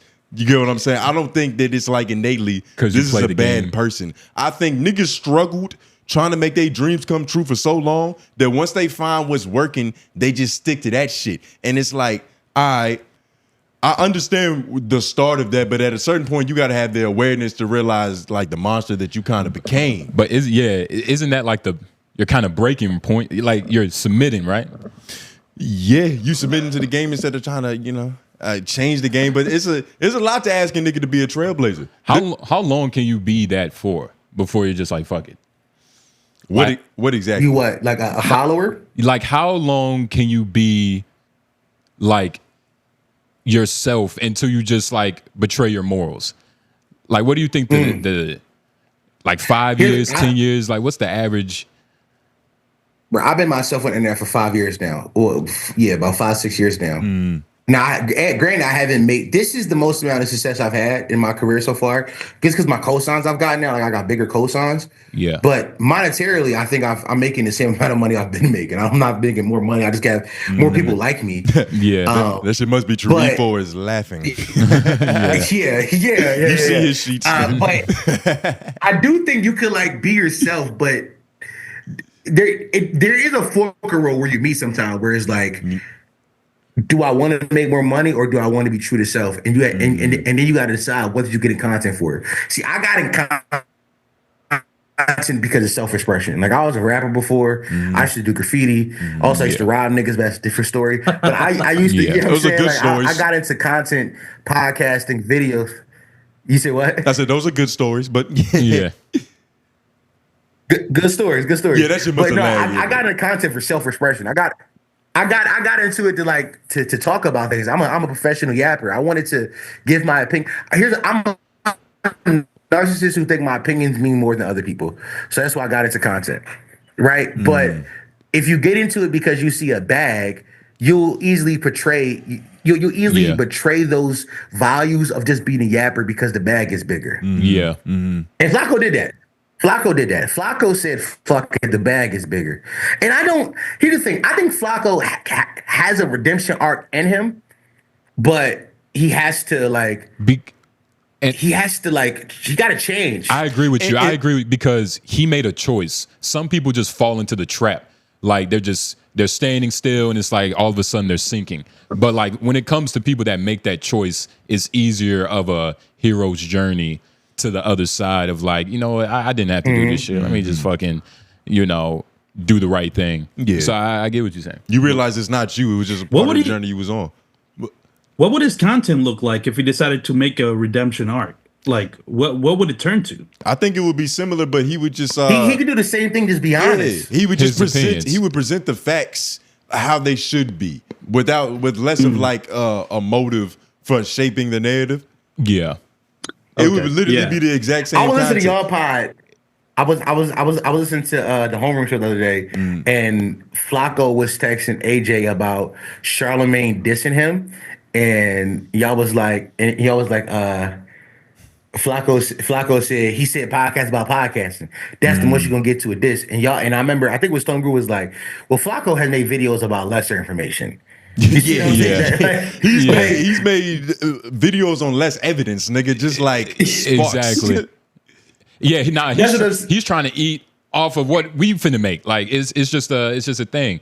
So, and that is the thing. Like Flakko instigating, like that's a whole nother aspect of his creativeness. Like him instigating beef because he's gonna eat on the back end. Like, especially like I'm not sure if he's made a video about Adam being broke. I haven't checked, but I'm pretty sure he has. Of course he did, and like that's just his thing. But yeah, nah, Flakko's a creepy character. But I do think you wouldn't. You talk to him, right?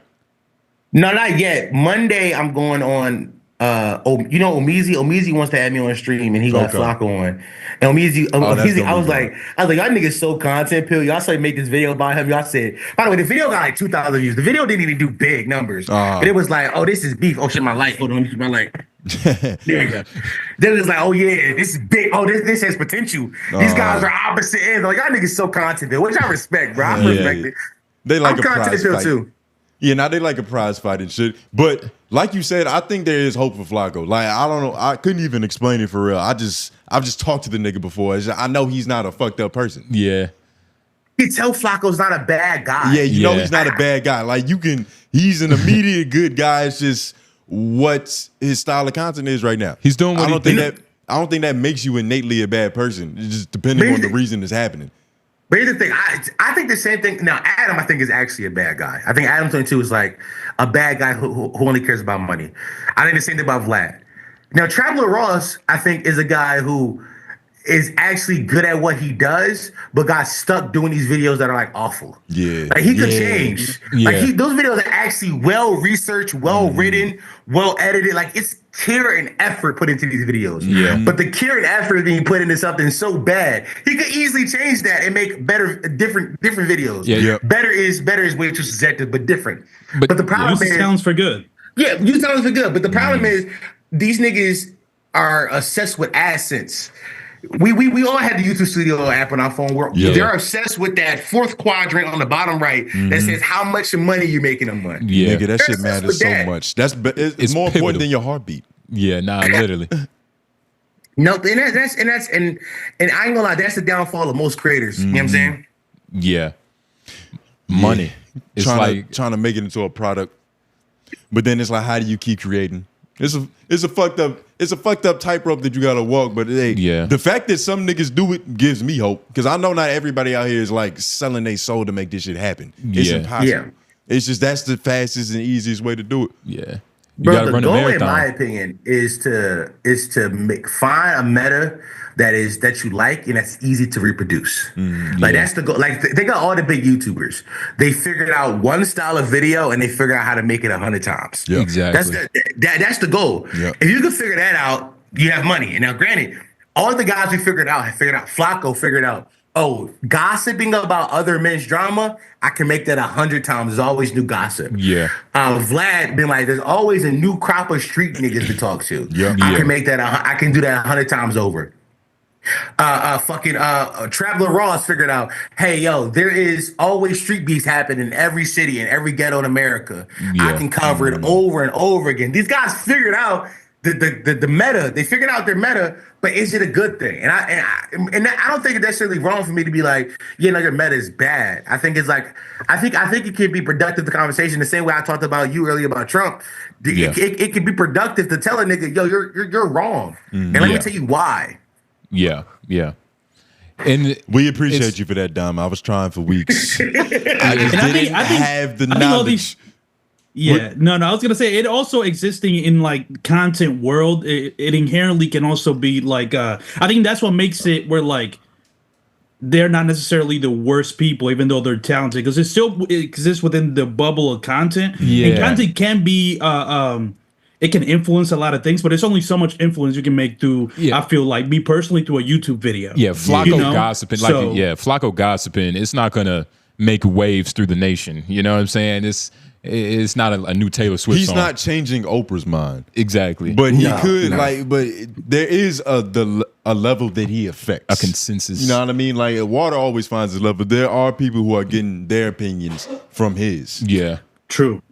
Now, you gotta go, right, to go to your stream, right? Yeah, I got it was supposed to be at 4. Yeah, I gotta go. Go 4, dip out, and then 4. I'll finish up with the fellas. Go ahead. All right, appreciate you popping out for me, man. It was great meeting you for the first time, man. Yeah, it was nice meeting y'all, man. You was everything I thought you would be for. Exactly. And next time we're gonna run a little bit more properly. We're gonna have y'all back on soon, probably. Like we have to. Yeah, we wasn't supposed to talk about politics that long, but you know, Dom had to teach. And it happened, yeah. We were here listening. It was a natural thing, but we appreciate you, nigga. All right, thank y'all, bro. Be safe, pimp. All right, pimp. Now that that spit going, let's get this nigga deported. Oh my god! Oh, that shit was a front, right, nigga? That's what I'm saying. You thought I took it back. But no, Dom, seriously.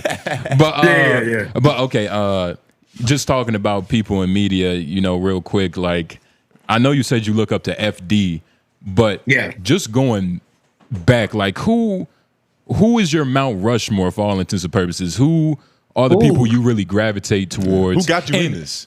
I'm asking in media, but I also want to know, like, I know you're pretty inquisitive. Entertainment influences. Yeah, like. So I think that, it's funny, I think that there is a crop of podcasters that I do content. Wave Red Flag is similar, and you guys similar. That there are ghosts that we have, and when I say this, you're gonna know that I'm talking about. My goats are Joe Budden, Roy and Maul, Charlemagne, and then just like any comedian. Like for me personally, it would be Big J Okerson because he's from Philly, a funny white guy who was like super edgy. Okay. Right? Oh yeah, I see you fuck with Shane Gillis. I saw you followed him on Instagram. I do fuck with Shane Gillis. You know what's funny? My homie Anthony Moore, he opened up for him a bunch, and I was trying to get Shane Gillis on like right before he got super big. And Shane, he actually commented on the video and thought it was kind of making fun of him with Ant Moore, and I was like, oh, this is my opportunity. And Shane wouldn't do it. But yeah, those are my goals. I'm not gonna lie, personally, right now, the spot I'm coming for is Charlemagne's spot. And I know Charlemagne probably gonna see this, and I don't care. Charlemagne, I'm coming for your spot, OG. I ain't gonna lie. Listen, you got some nasty allegations in your jacket. They call you a rapist. I don't think that, but they said it about you. And I'm younger than you, and I'm more connected with what's going on currently. And I think I'm a better version of what you are. And you sound like AJ. And I was about to say, you don't throw that jacket on him because you deleted your jackets. You burned your jackets. You fucking cheater. You're a cheater. Don't cheat, nigga. But nah, I honestly, like Dom, Dom, like you're honestly like one of the ones that I look at. Like if I see your video, I'm probably gonna watch it because I know you're gonna give facts. You know what I'm saying? I just know you spit that real shit. You spit your perspective, which is the most important. Definitely inspiration on this end. You know what I mean? In terms of how niggas are administering this shit. Bro, I tell y'all, the first time I had y'all, I told y'all that y'all niggas made me realize what content, like, y'all made me look at content differently. Like, y'all niggas is the reason why I don't do simply comedy podcasting no more. Like, all y'all, I was like, damn, hold on.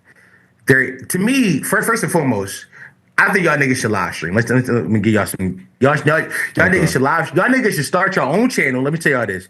Start your own channel. And y'all niggas should live stream. First of all, I don't know why AJ got y'all pigeonhole in the channel. I love AJ. Y'all gotta start your own channel. Well, Dom, to let you know, we do have a channel, LOI, the channel, but we're not. But you're right because we're not using it. So exactly. Y'all gotta use that channel and stream on it. Streaming is the future. Long form talks all of us are Gen Z here. None of us are like most of us aren't watching podcasting.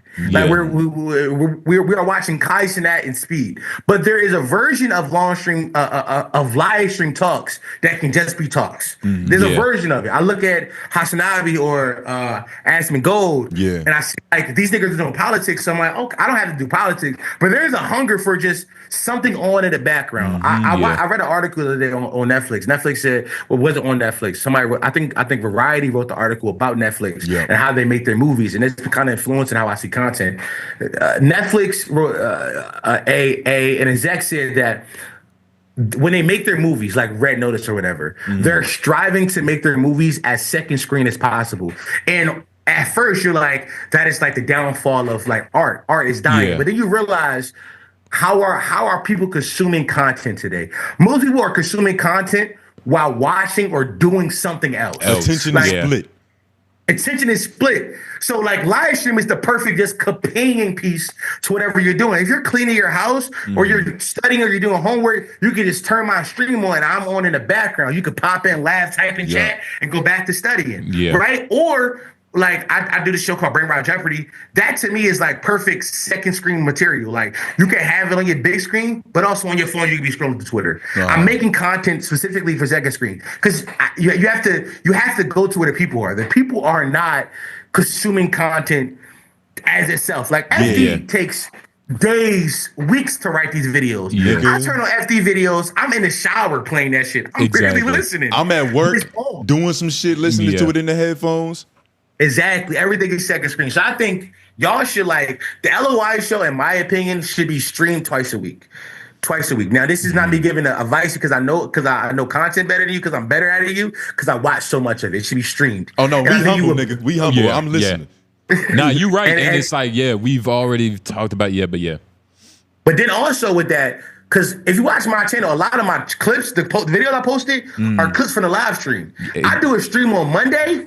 And I would eat off those clips Monday through Friday. Yeah. Because in my opinion, here's something I realized is that it doesn't matter if it's old news or not. Have your audience heard you talk about it? Yeah, exactly. There's a limit. Like if it's a month old, too old. But just a week old, have your audience heard you talk about it yet? Yeah. Because people go to, and also I realized people go to certain creators for certain opinions. Like for example, when I want some news about podcasting, I go to y'all. I go to Homeroom. I'm like, okay, I heard Joe did this. I heard Charlotte did this. I heard this happened at the Breakfast Club. I don't need to hear their opinion. I know y'all gonna have the facts. You go to certain creators for certain shit. So I think that is where I would go with it. I would do that. Yeah, nah, we definitely got to tap into that. And like you said, or like he said, these are conversations we've been having before, but there's a reason he's telling us this right now. Yeah, exactly. Because we've been talking about it, but we ain't been doing it, nigga. Yeah, If we was doing it, he wouldn't have had to say that shit. But nah, bro. You absolutely right. We definitely got to get on that streaming 2 times a week. Lauren, you heard that? We need 2 more days out of you, brother. 2 times a week, bro. We need 2 more days. No, you don't got to be there. We fucking. Man, here's what I would say. Yeah. Stop doing the podcast does not matter. It's inconsequential, right? Like it's inconsequential. There is no growth in podcasting. I'm telling you, please listen to me when I say this. There's no difference. Okay, how do I say this? Most people are not already. Hold it. 90% of Spotify listenership is going to the top 1% of Spotify podcasts. Exactly. Okay. So there's already no growth. There's no room in the average podcast listener diet for new podcasts. So most people are consuming new podcasts through clips, whether there be 9:16 or 7-minute videos on YouTube. That's people consuming it. Yeah. There is no difference to that consumer between a podcast clip and a live stream clip. There's no difference. It's just a video. Yeah, exactly. It's just a video. But what can make the difference is having 100 people in chat.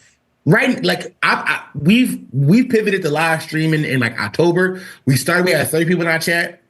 As of April, I did a stream yesterday. We had $130. Okay. In a couple months, I went from 30 to 130. 100 new people are watching these videos. Watching live stream. And that number's only going to grow because my channel is being built off live streaming. Now when I go live twice a week.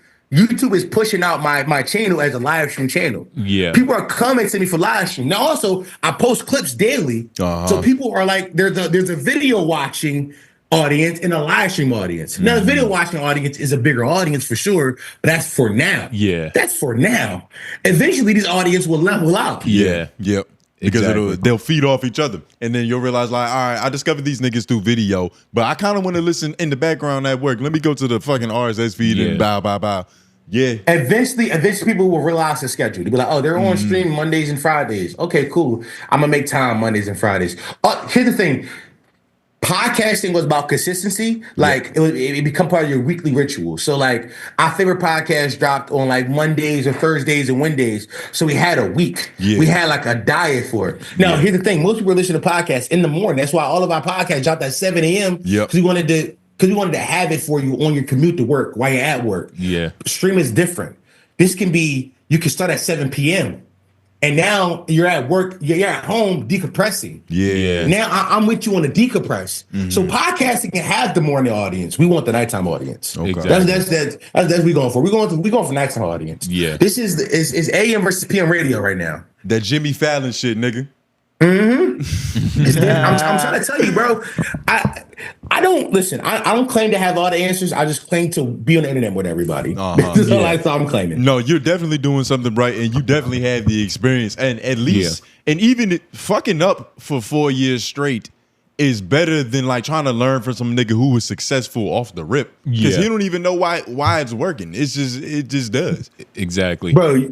I was talking to Olay about this other day. Olay, I was like, Olay, you need a clips channel for Olay and Friends. I'm like, Olay and Friends is his own thing, but you should break those videos down into clips. Yeah. And Olay funny because she don't listen to nobody who don't got a plaque.